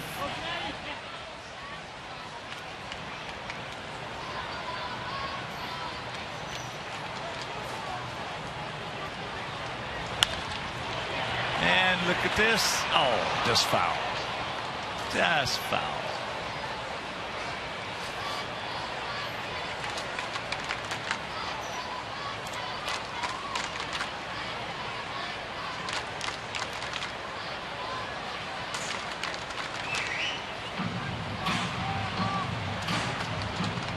Well, that's a minimum of pitches, 64 of them,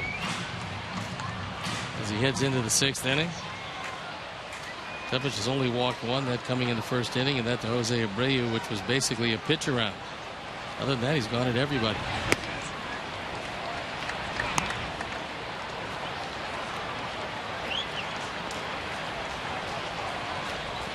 Gordon in the on-deck circle.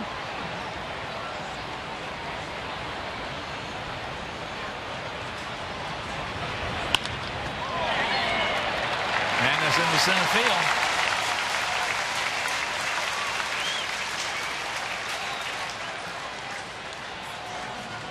Settling of Gordon Beckham is. Here we are out here in the K zone. And having some fun with the fans. Beautiful day. Couldn't ask for anything better than that. Where we're sitting underneath, it's cool. 71 degrees. Breezy. Maybe some runs would be appropriate at this point. Well, Gordon lined out to second base, who, as I mentioned, then they doubled up Piazza, who had doubled.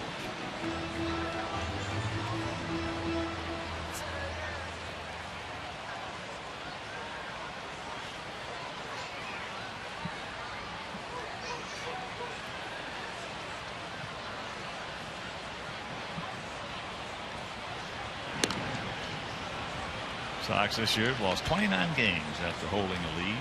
It's tied with Toronto for the 2nd highest total in Major League Baseball. Not a good statistic to be up among the league leaders. No.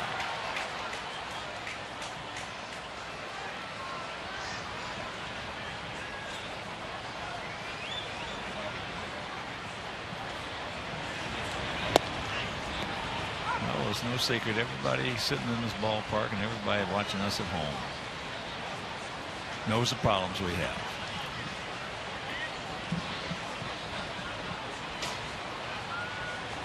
And Webb should be very well loosened up at this point.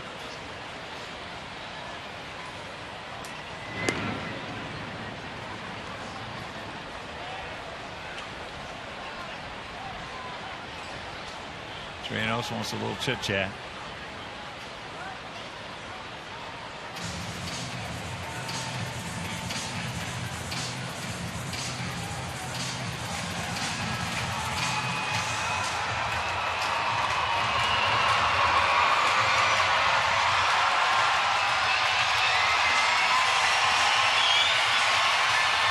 Let's keep it going, guys. Let's get something going and keep it going for a while.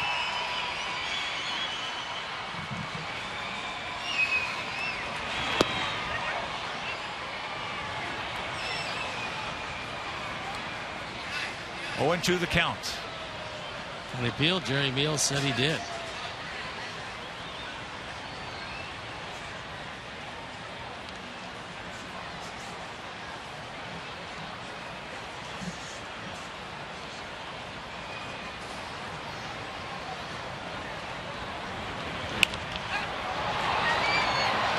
Pop up. Andrus.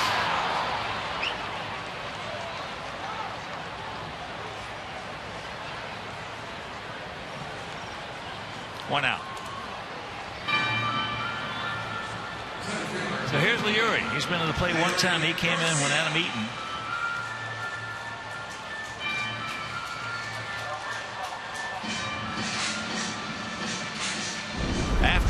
Keaton did this.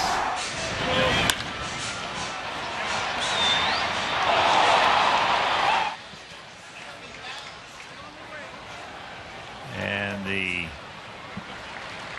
prognosis, bruised lower back. X-rays were negative.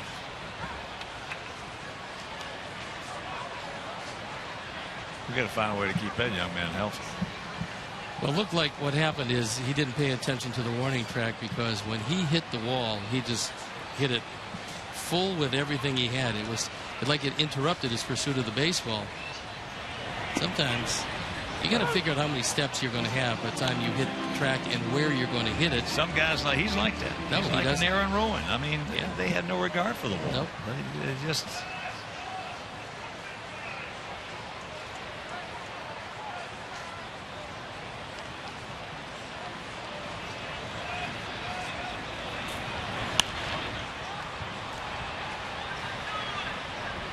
But I wouldn't change a thing with him. He is aggressive. He's aggressive, and as he becomes a little bit older of a baseball player, what he's going to learn is selective aggressiveness. Right now, he's just aggressive at everything he does. Game situations, we're not asking him to pull up and hustle any less, but there'll be times when he realizes it's not in his best interest to go. Well, when you're trying to, or you think that you have a chance to catch it, that wall's going to get hit. Oh no, I was referring more on the base running situations. Yeah, well, I'm just glad he's not sliding head first in the first anymore. That's a good thing. There he goes.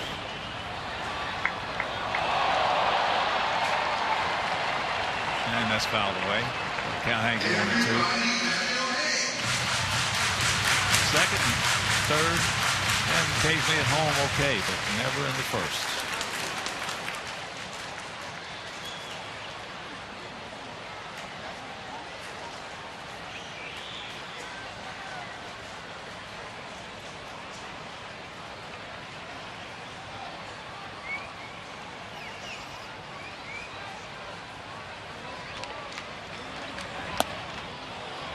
That's up high. 2-2.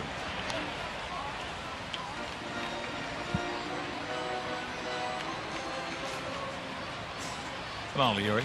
First and 30.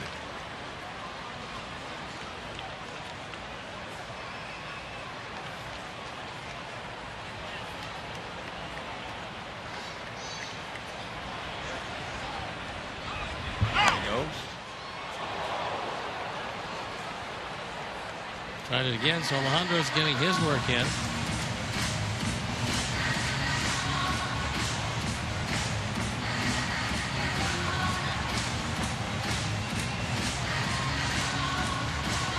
Now looks like it might be Italian ice.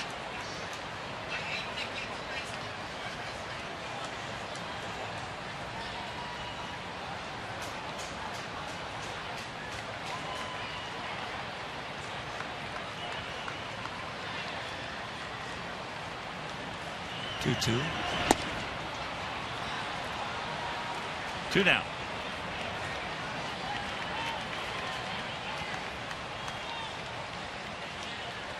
That's the second strikeout. And that'll bring up Alexei is 2 for 2.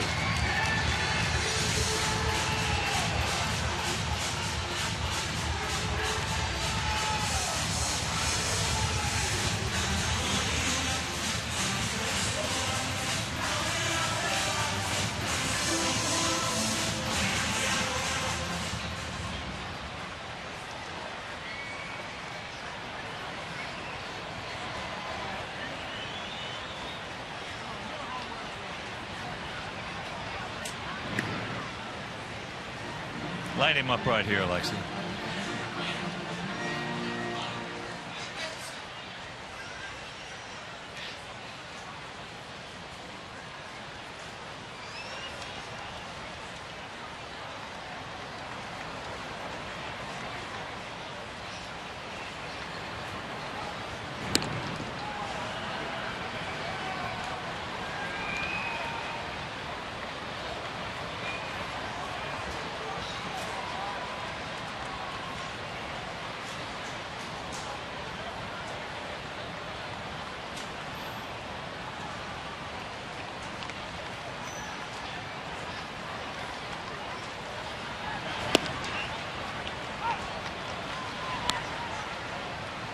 Looks he's had a couple of very good swings at Tepesh.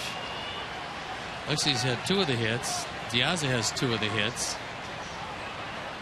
And Viciedo, the only other member of this club with a hit.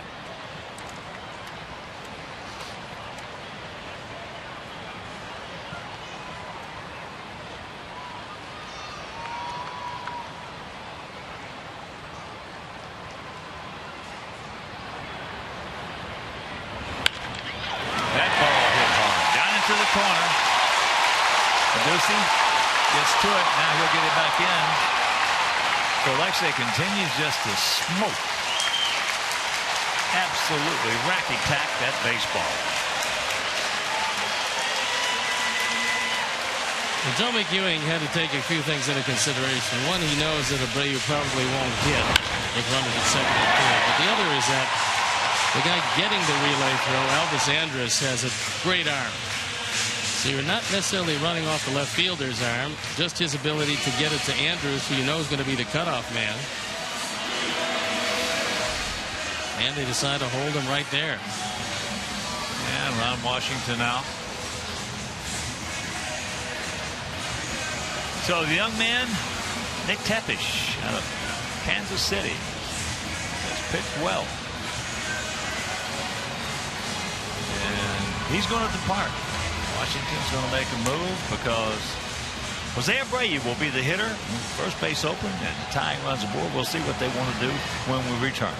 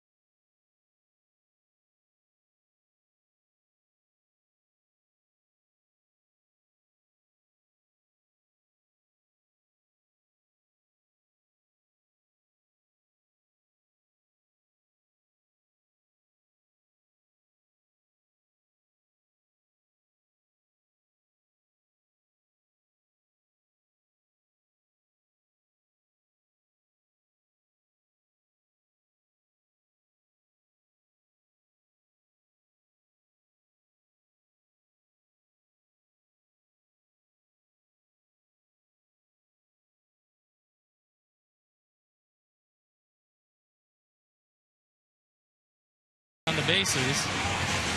Not for the 12th time, his ERA a scant 129. But 9 walks, 8 strikeouts in 14 innings. A little trouble getting the ball over the plate. He's going to look in at Jose Abreu. And the Paw has joined us in the booth. Very nice to see you on a gorgeous day.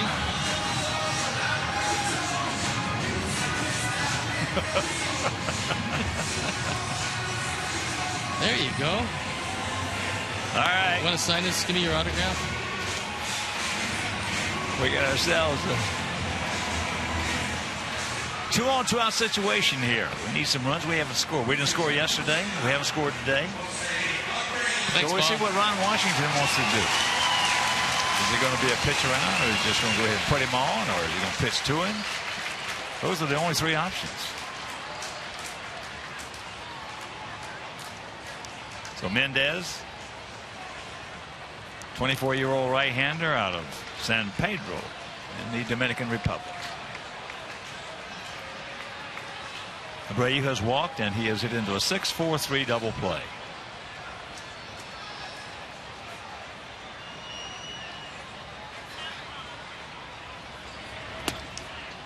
And he takes first pitch strike. That was a slider that didn't do a great deal, but because it was spinning, Jose didn't go after the first pitch. Mendez originally with the Boston Red Sox organization.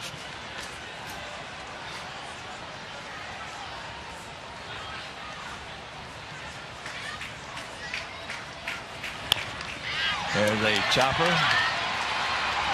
Anderson's got him, and there goes that threat. So we can't do anything with it. Then on second and third, and they still lead it 2-0.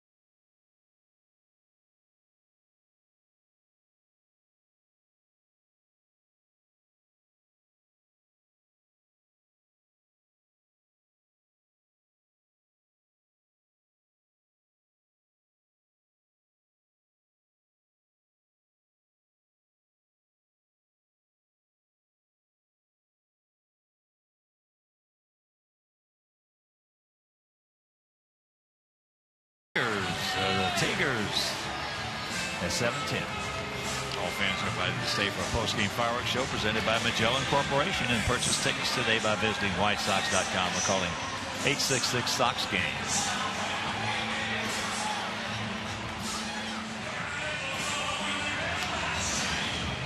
Well, Daniel Webb comes into this one on for the 40th time. His record 5-3. His ERA a pretty good 3.60. When he gets the ball over the plate, there are not a whole lot of guys can square it up on him. His stuff is that good.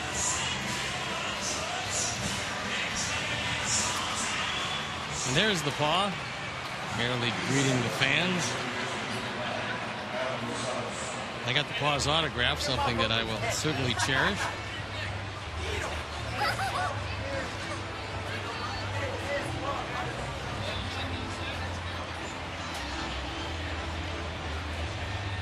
The first man that Daniel Webb is going to face is Adam Rosales. His two-run homer is the difference in this one. Reached base on an error in the fourth.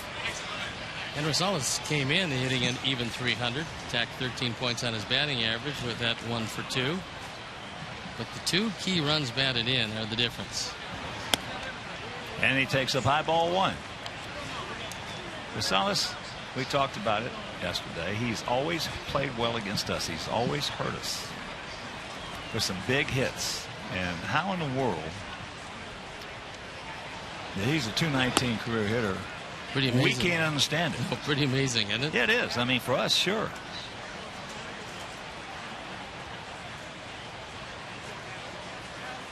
I hate to see him in that lineup. The sad part about it is not only did he hit a two-run homer, but that particular play knocked Adam Eaton out of the game. Well, it's not as bad as Ryan Rayburn, but I'll tell you what, he's in the middle of the pack against us.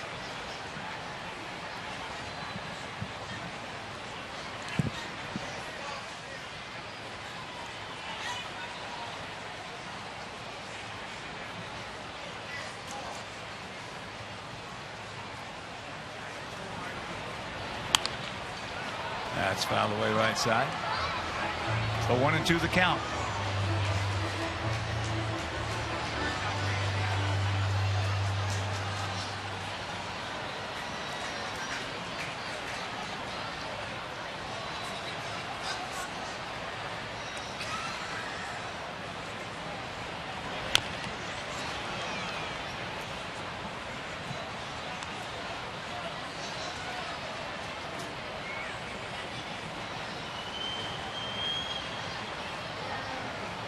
Not much action going on. Minnesota leading San Diego 4-3, top of the ninth at Target Field.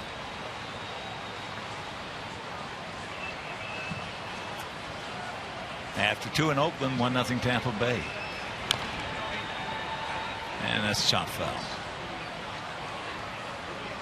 Later on, Cleveland at Cincinnati. Detroit taking on the Yankees in the Bronx. Kansas City out at Phoenix. Atlanta. They're playing Seattle. That's in the bottom of the second. Seattle leading 1-0. Houston to Philadelphia. Miami at Pittsburgh. Well, that's way back. And for Saddles again. It's 3-0.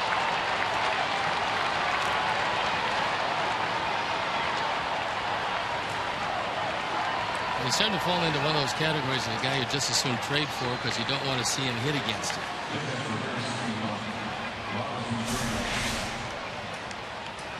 Well, we just talked about it. I mean, it's amazing what he does against us, and we're about the only team he plays against. In a Ford home run replay, he had 1 home run coming in, got 2 and 3 driven in today. And if you're just tuning in, that's the scoreless ball game, 3-0.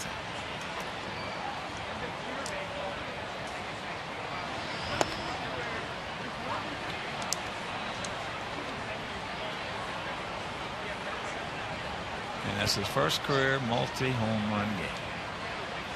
That's surprising. Well, I mean, he was a 7-5 favorite to do that against us. 0-2. Anybody tells you they know this game, they're kidding themselves.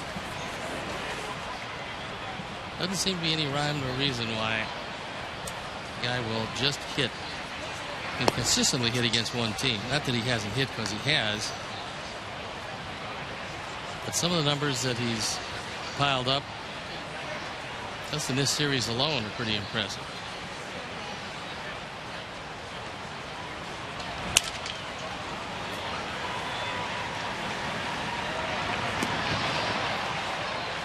And they get him. 1 out. Yeah, that's what makes this game so beautiful. Nobody knows. Yeah, there've been some people who've been around it longer than others. Maybe seen a little bit more than others, but knowing this game, nobody knows this game. See things you have never seen on a consistent basis. And that's going to be foul.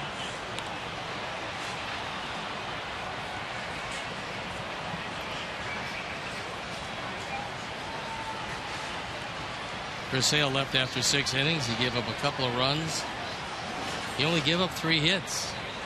He walked just 1, while fanning 9. Another just outstanding performance. And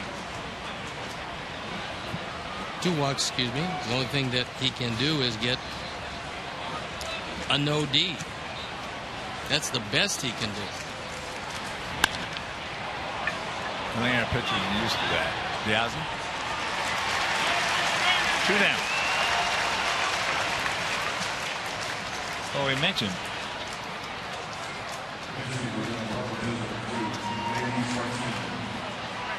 that we lost 29 games this year after holding a lead. We've also suffered 12 losses after holding a lead of 2 or more runs in the 6th inning or later, including 3 when they led by 4+ runs in the 8th.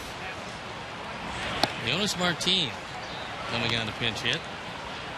So Robertson out of the ball game. No, the one that got me was when Sale left with 8 2/3. The score was 4-0 us, and we lose at 5-4-9.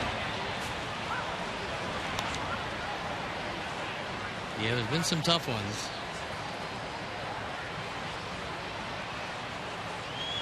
And generally, a porous pen will do that.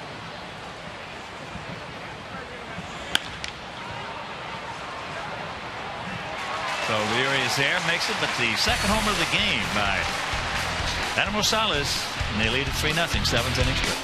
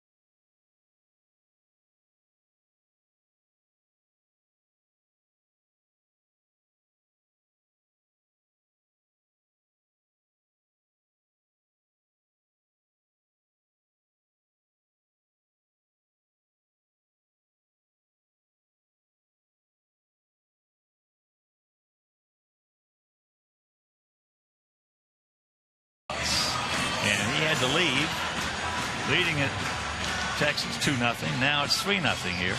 I'm in the process of getting mine framed because they had Southpaw sign it, and I mean, those signatures, they're invaluable.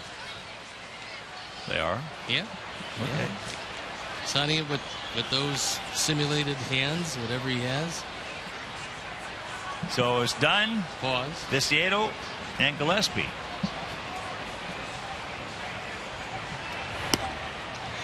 And Mendez. Leonis Martin takes over in center field.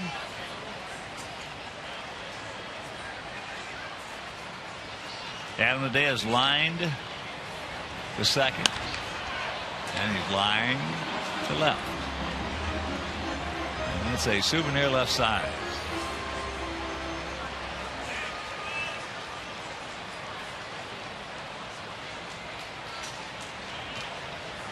It's like Javi Guerra loosening up in the bullpen.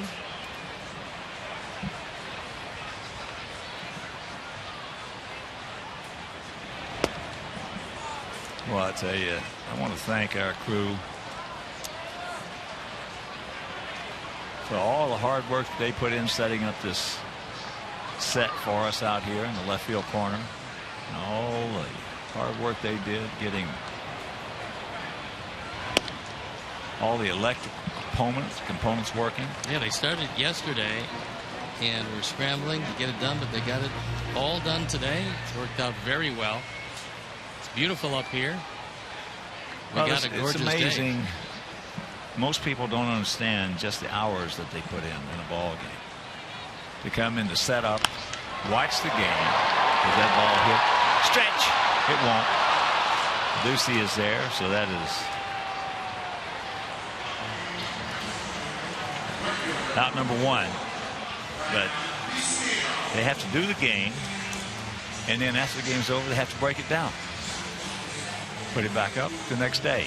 It's just, a lot of them leave work for a 7 o'clock game. They'll leave home 12 o'clock, 12:30, and don't get home till 1 or 2 o'clock in the morning. This morning they all had an early call. What was it, 7 o'clock this morning was the call? I don't know. But I'll tell you one thing. It's just amazing how many hours they put in. And that is a high pop-up souvenir. Yeah, it was indeed a 7 o'clock crew call this morning. They could get everybody here and put them in proper places and get everything done. I'm sure it's the same in every place, but we don't know that. But in our place here at home, we know these guys, and we know how much pride they put into their job as well. High in the right field, deep. And you can put it on the board. Yes! High towering fly ball out of here. And it's a 3-1 ball game. 14:41 in the power numbers for Dan Viciado. His second hit of the game. And our Ford home run replay. It's a fastball, and it's right down the middle. Even at 6'5", Alex Rios goes up, and he cannot corral it. So it's a 2-run game. So Gillespie has gone out to center, and he has popped up to left.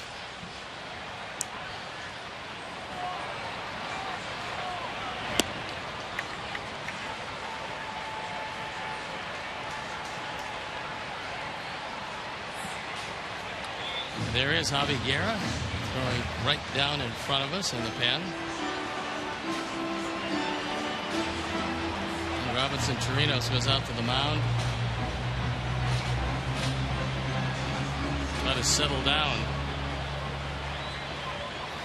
Mendez.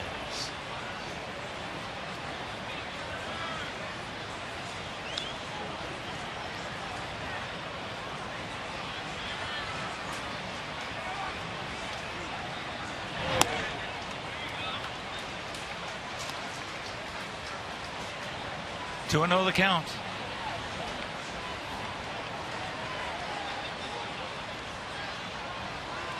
lot of times young pitchers will throw a home run and then walk the next guy.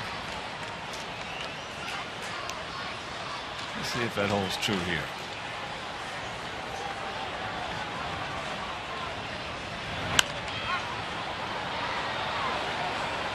Fouled away left side.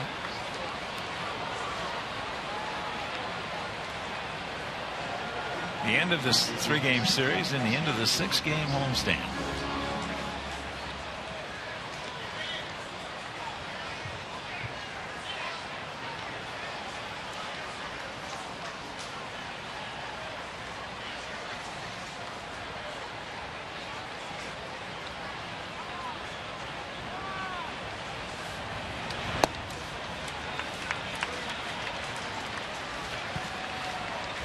Three and one.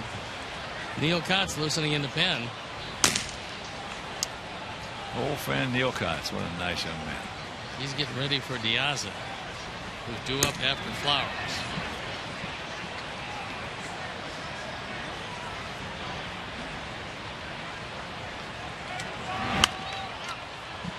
Full count. Yeah, I'm reading my iPad. Some of the baseball MLB apps. A lot of interest in Kotz before the trading deadline. You can certainly believe that, just as you can believe that the asking price was inordinately high.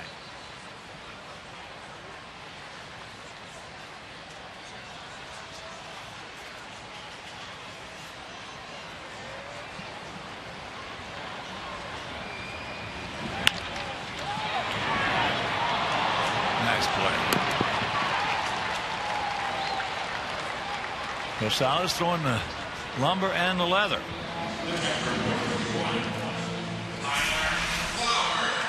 We told you he was an all-purpose player. Gets up, fires it across, got a very strong arm because he's played a lot of shortstop during the course of his career.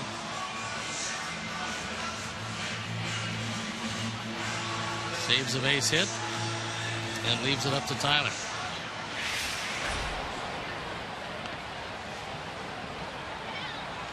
Well, here's Tyler. Tyler 0 for 2. 2 ground balls.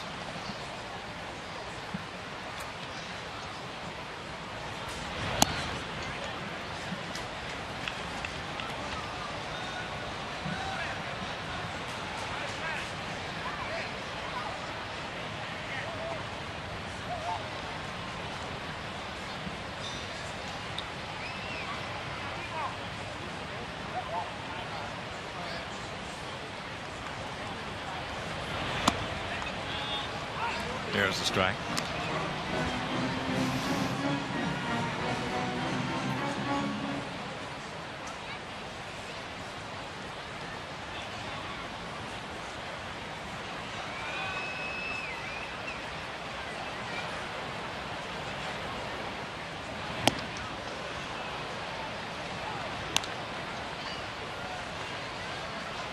Come on, Tyler. Zone him in, reel him in, and light him up. If he doesn't get Tyler, he's not going to be around to face Diaz.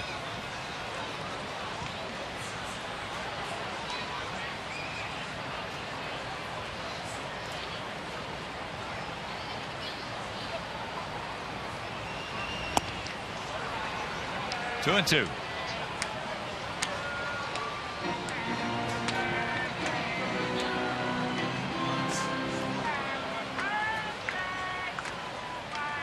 Another angle on Javi Guerra getting loosened up to come in the ball game.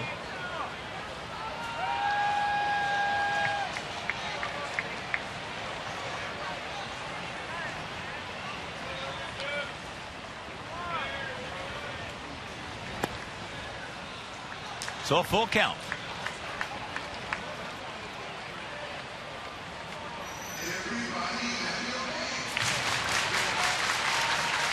Alejandro a double and a single today.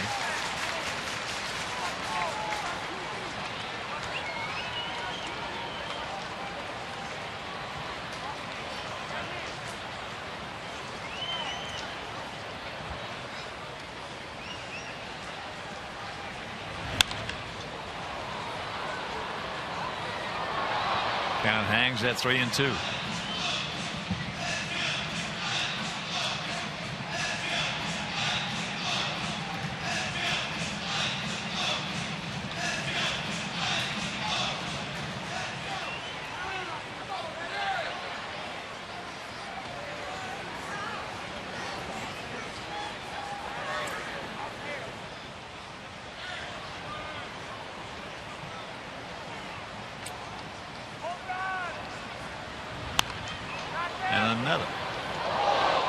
good hack at that.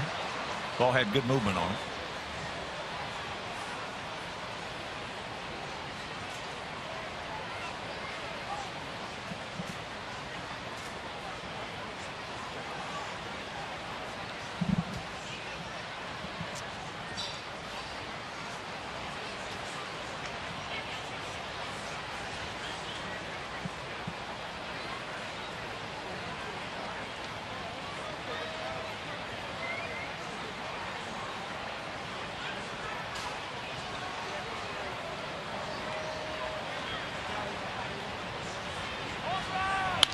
There's a shot base hit. Oh, boy. So that'll bring up Diaza and bring probably Ron Washington out of that dugout and bring Neil Kotz into this ball game.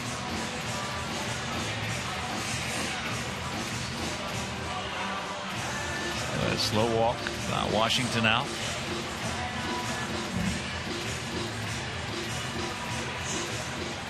So as Kotz comes in, we'll step out and be back after these messages.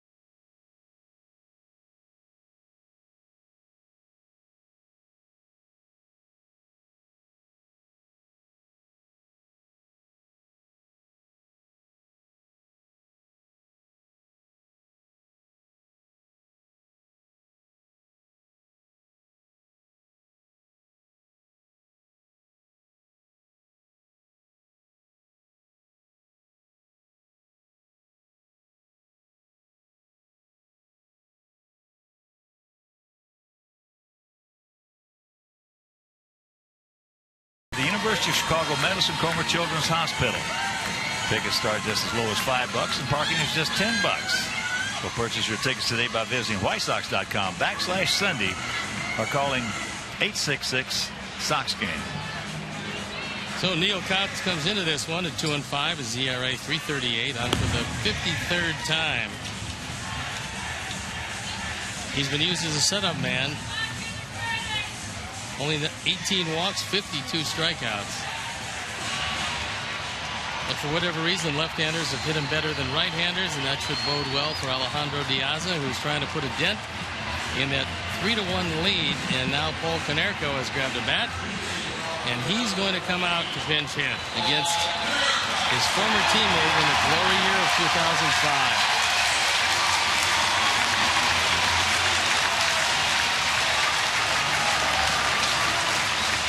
Come on, Paulie. Give him a thrill one time, buddy. Or one time today.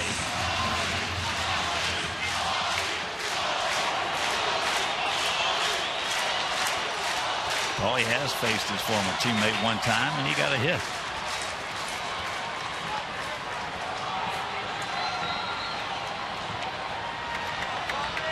Got ourselves a 3-1 ball game in the bottom of the 7th. And there's first pitch strike. Well, 8 for 22 with 3 driven in this year as a pinch hitter. So those are pretty good numbers for a guy that's never been an extensive pinch hitter in his entire career.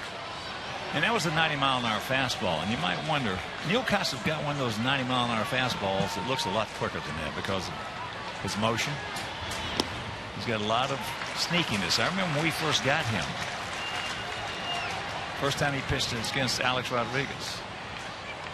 First pitch he threw him, he hit a line drive right over the first base dugout.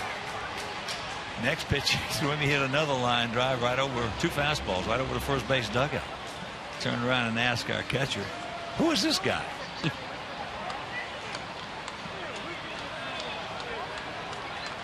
Boy, and Cliff Plate, 05, we'll never forget him.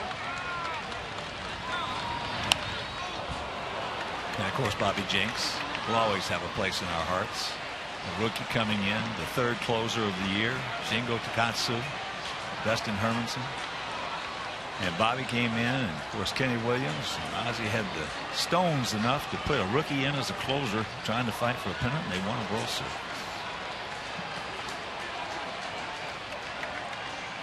With 3 closers. We had a few options when Hermanson went down with a bad back, but not too many. Well, he picked up 34 of the quickest saves you ever want to see. As he gets Paulie, and that'll retire the Sabbath. The homer by Viciedo will go to the 8th, trailing by 2.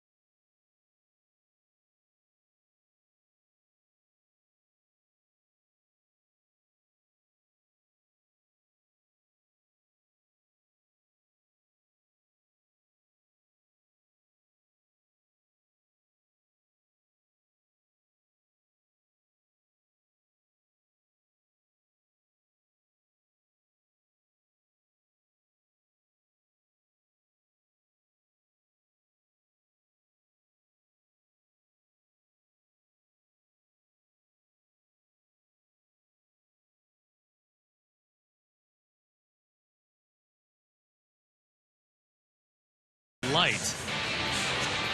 And here's our Miller Moments, and it takes a whole lot to set up the K zone because there's a lot that goes into it. You don't see a Penguin every day, but he was here at the zone today. And 9 times the fans of Chris Sale had a chance to hold up their placards, as well as Hawk holding up a baby. Bill Melton with a signed autograph. A lot of fun was had out here, and of course the Paw making a visit. And I was able to secure the much valued signature of the Paw on my K placard.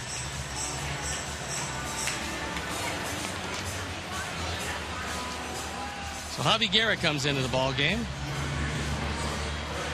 Javi is the 3rd pitcher of the afternoon. He's 1-3, ERA 3.45, on for the 27th time. Moises Sierra takes over in right field.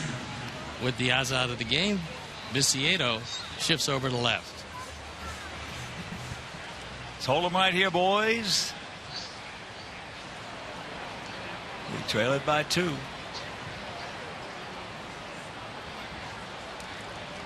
And here's Chu.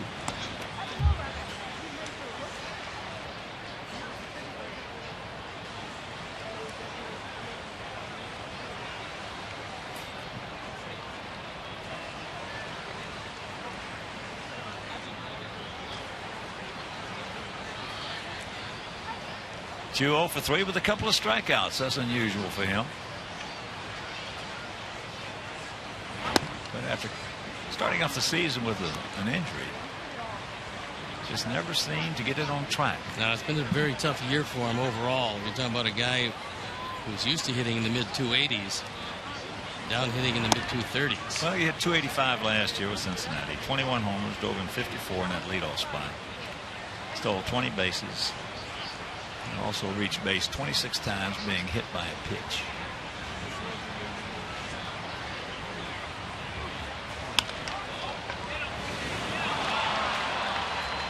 So there's the leadoff single.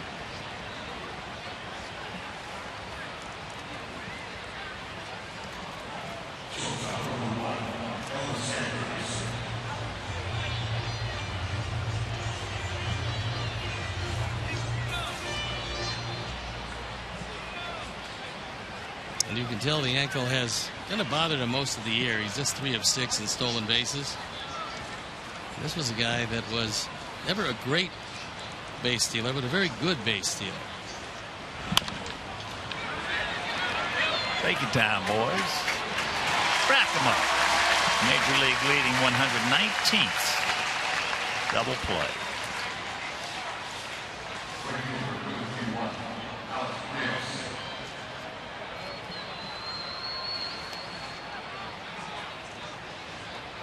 So he'll bring up Alex.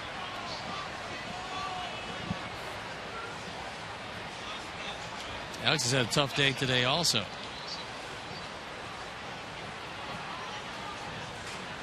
Alex 0 for 3. A couple of strikeouts. 1 for 10 in the series.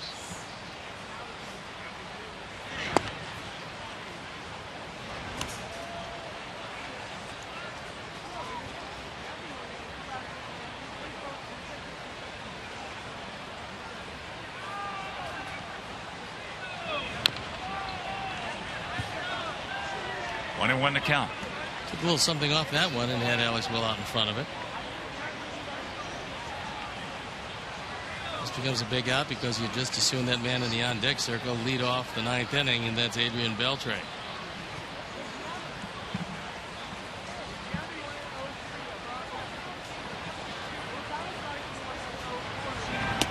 Curveball, good one.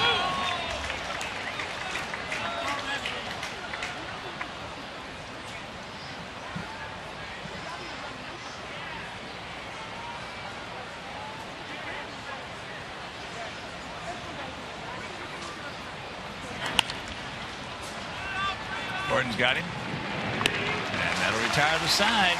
We'll go to the bottom of the 8th. He's still trailing by 2.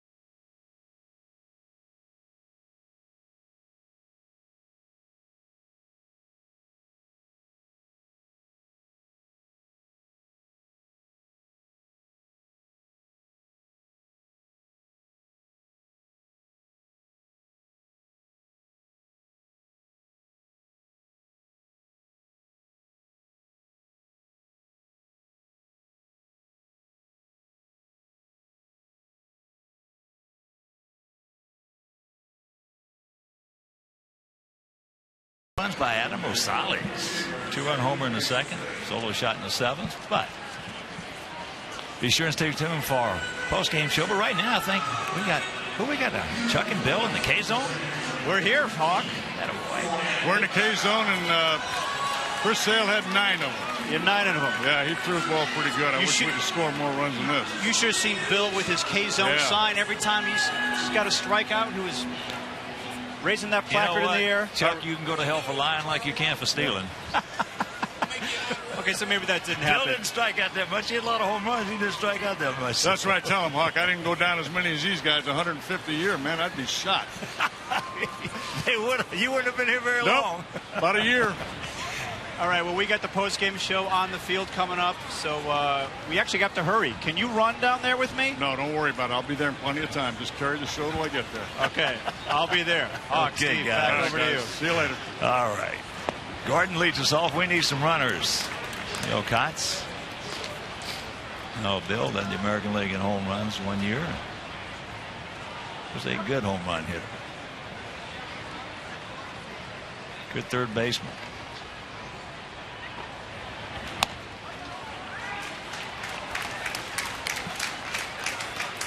Three and 0 the count. Don't help him out.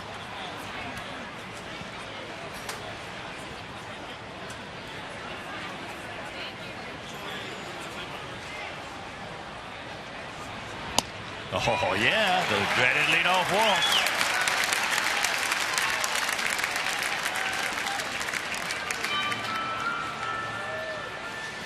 Look at him. Look at Benjamin. 2 feet. Oh, 2 feet. So here is the Uri. The Uri came in.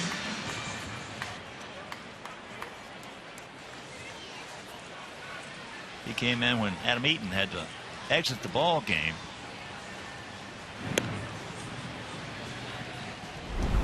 And here's what happened if you missed it.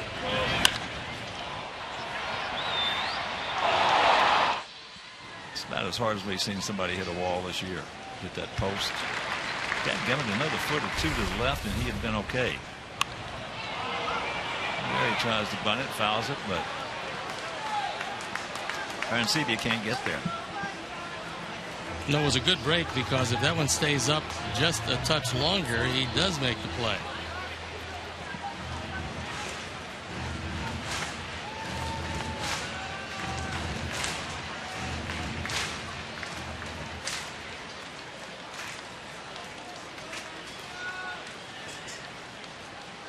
Come on, Leary. You got to make Neil Kotz get the ball down. And that's going to be a foul. As we mentioned, the numbers on the board, he doesn't light it up. But that's not the real gun. The real gun, you're at that plate, is the eyes of the hitter.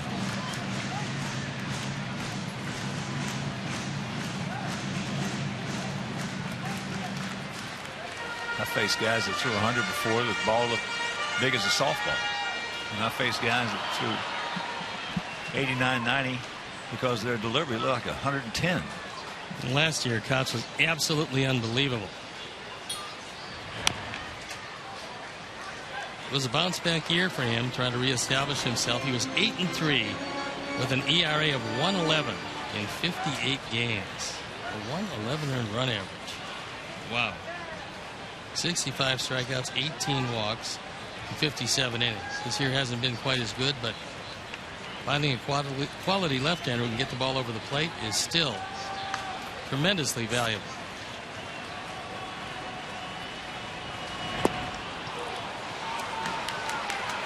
So he goes down for out number 1.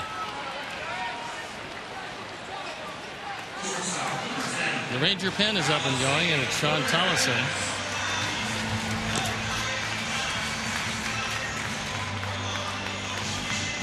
We were actually supposed to see him in that rain abbreviated game, but he never got his opportunity. Here's Alexei. He has really looked good from the first pitch he saw today. When the first pitch he saw, he took it, and you knew that Alexei felt a little hitterish, as Charlie Lau used to say. And he is 3 for 3. Every one of them, he just absolutely squared up. That one looked like he might have squared off his leg.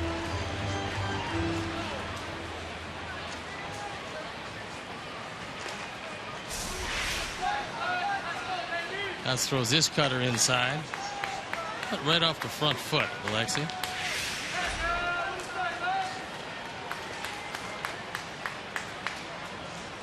Jake Petrichka loosening up in the Sox pen. Tie this thing up, Alexei. Light him up.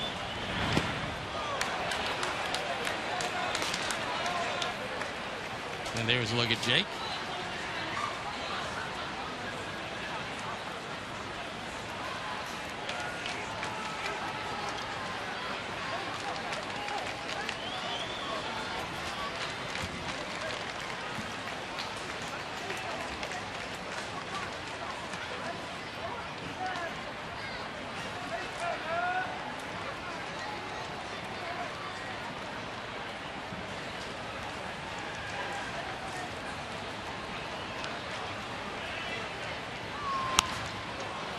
Big rip. He was trying.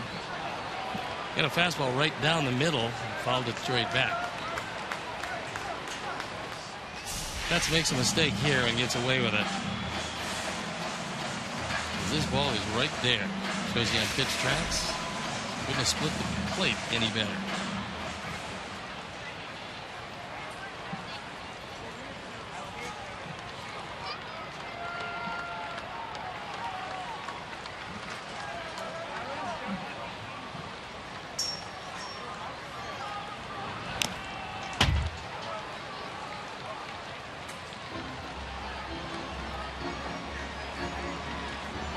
One and two.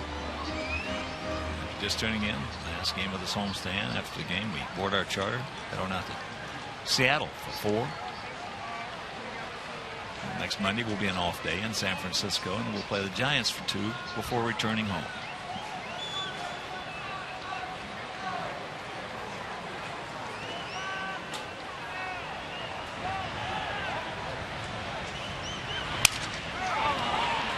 It's softly. And that's out number 2. So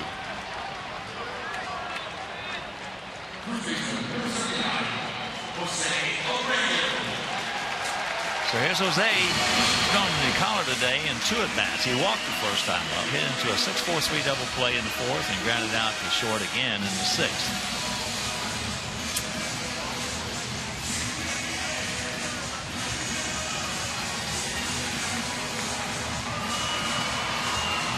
Marino's out to the lounge to talk with Cox. And Mike Maddox, just in case there's any miscommunication, is going out there to talk with him.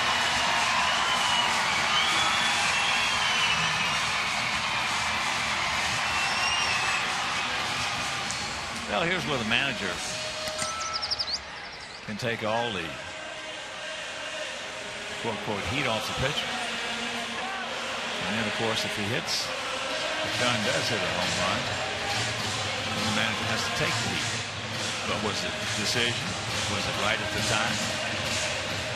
Might be the right decision, only in that you would usually consider Paul Konerko coming into the game. However, he has already been in the game, so for Adam, he's going to be there.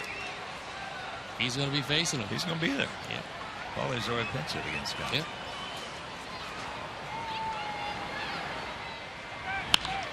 There's a shot right there. If he gets it up, we got ourselves a tie ball game. Meanwhile, he did not, and that'll end the 8th inning.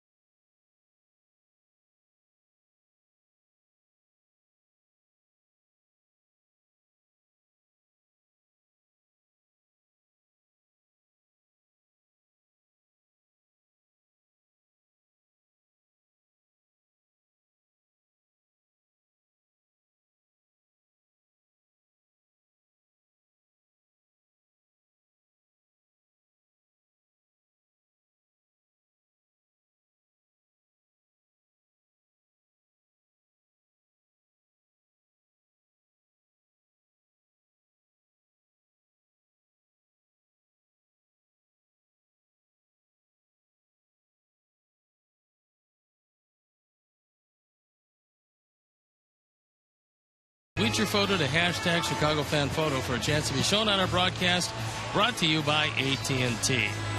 Well, they rolled the dice right there with Abreu, and they came out on top by a 32nd of an inch. He gets another 32nd of an inch of that ball. This game is tied at 3. And that brings on Jake Petrichka, who's 0-2, but his ERA a fine 2.09.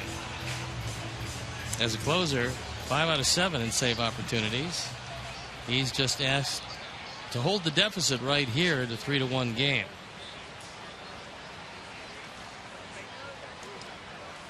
Well, here's Beltre.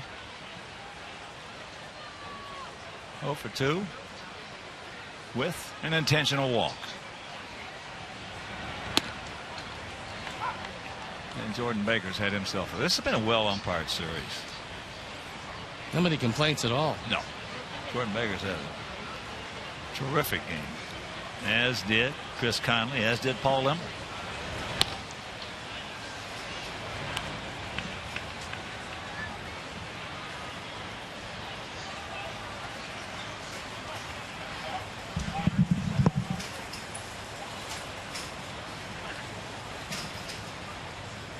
One pitch, and that one fouled off to the right. So Beltre is the leader of this team. Make no mistake about it. That's one of the reasons why, even though a few teams asked at the trade deadline, John Daniels, the general manager, said he was not interested in even discussing Adrian Beltre in any type of deal.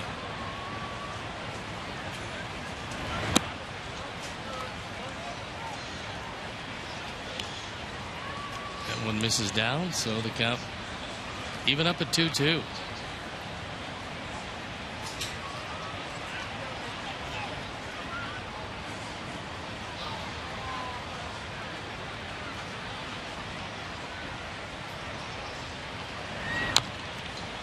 And chops another one foul. He's fun to watch. He has a swing, and we haven't seen it in this series, but he has a swing where he swings very hard, drops to his right knee in the batter's box. He's hit a couple of home runs on that swing a couple times. Yeah, I saw it on the highlights. Yeah. So he can get it done. He does things that you just don't see other guys do. Little chopper in the infield. Tough play for Alexi. Guns it across and gets him by a step.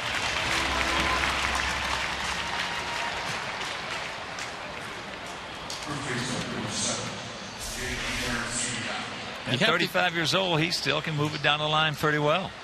And you have to go get it because, as you can see, he's not taking it easy to first base.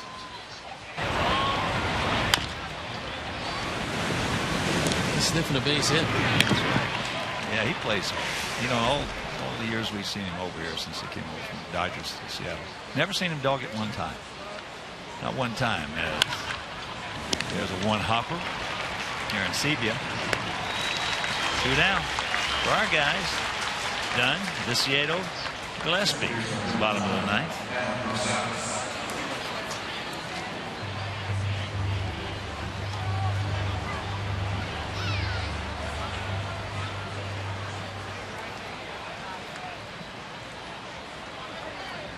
Well, here's been the man today for the Rangers, Adam Rosales, a 2-run homer off Chris Sale in the second inning, and leading off the seventh against Daniel Webb, his second homer. 2 homers, 3 RBIs.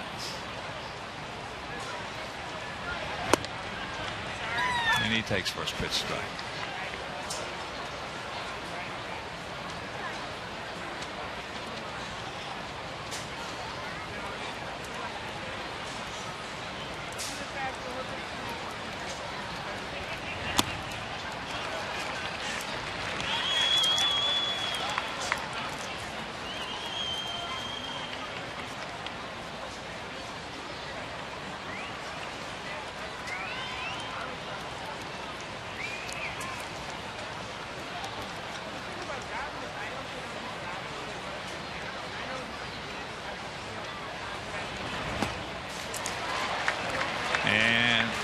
He gone. So the Jake Meister with a perfect 1, 2, 3. We go to the bottom of the ninth. We need 2 to tie. 3 to win.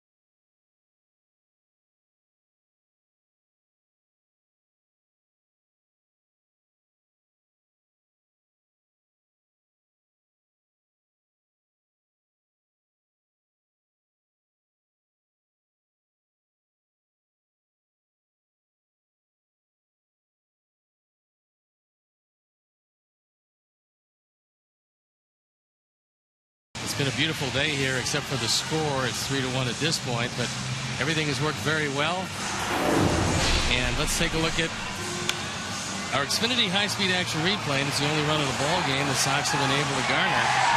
And that was on the home run by Viciedo, this coming in the 7th. That's his 14th of the year. And the score stays at 3-1.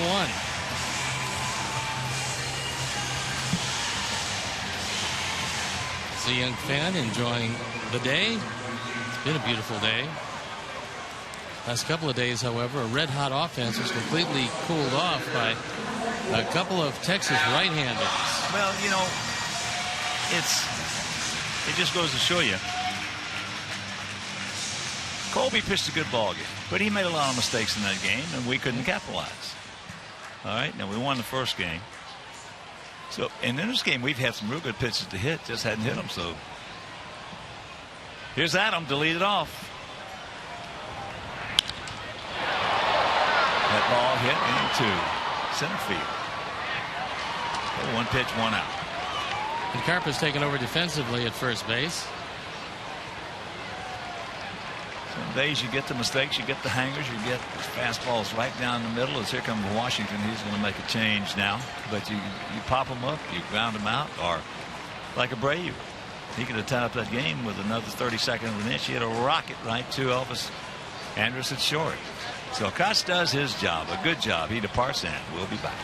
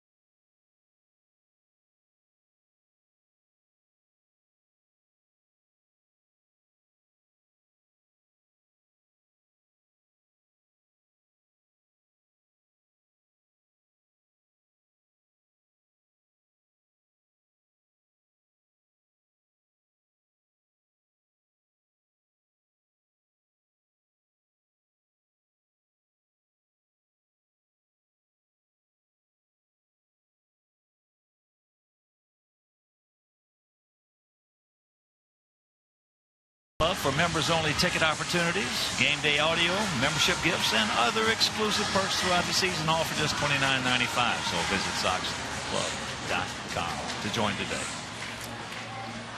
And Neftali Feliz comes into the ball game at 0-1. The ERA 3.14, on for just the 11th time. He does have 3 saves. So he was a one-time closer of this team, then taken out of that role, now moved back into the role. He's 3 of 4 in this latest incarnation of a closer. He's got 2 outs to get. And they start off with a hot swinging Leon Viciedo. 2 for 3 today with a home run. Opposite field.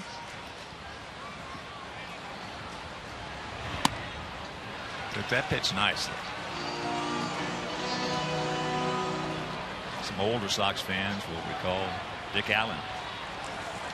Richie was tremendous player. And he would just stand there, and he didn't mind taking 2 strikes. In fact, I told you the story many times about in spring training up until the last week or 10 days, he would never swing the bat until he had 2 strikes. He just wanted to see a lot of pitches.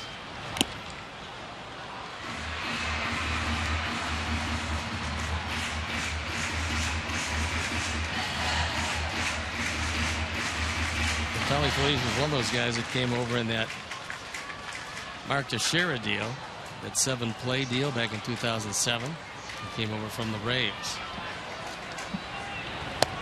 That's up high. So the count 3-1. Don't help him out. I think we need a base runner. When Feliz gets in trouble, it's because he keeps getting under everything. Back in 2010, he saved 40 games. In 2011, he saved 32. Then he had some problems. A lot of disabled list stints since then. Tried to walk him, but that ball off the corner was fouled off. Full count.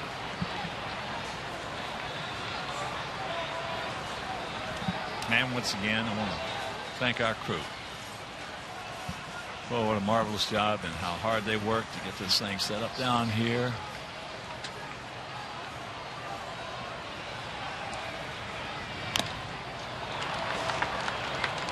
As he got in foul tipped, hung on to, so that is out number 2. And also the guys in the truck, Mike Larry, DiMangio, and everybody coordinating it.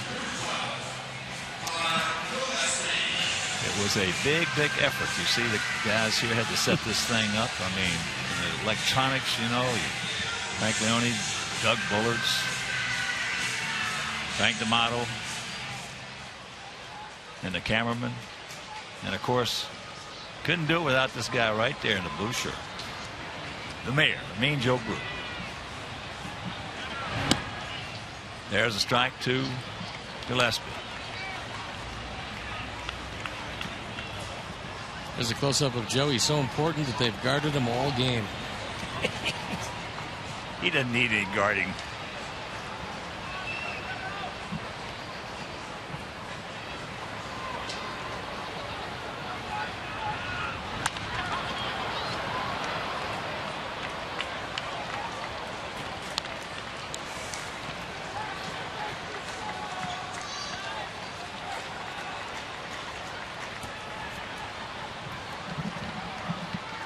Keep it going, Connor.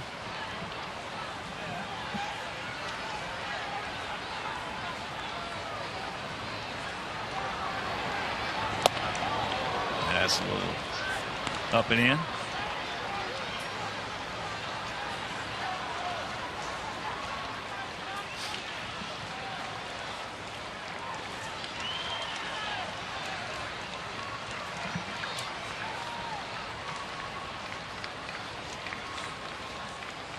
And tomorrow we will see you from the Great Pacific Northwest. 4-game series with Seattle. Followed by an off day and then 2 games from AT&T in San Francisco.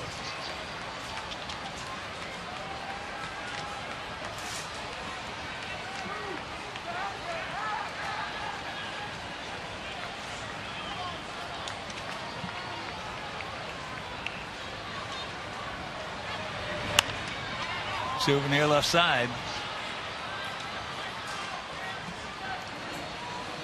So 2 out, 2-2 the count. A 3-1 Texas lead. All runs accountable to the home run.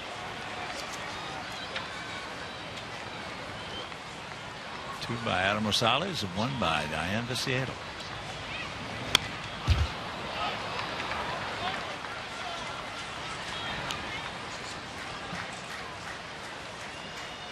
Gunnar trying to keep it alive for Tyler Flowers, who's in the on-deck circle.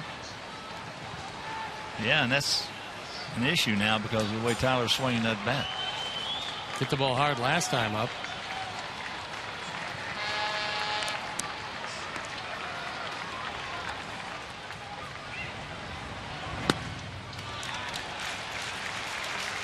If you're just tuning in, Chris Sale went 6 innings.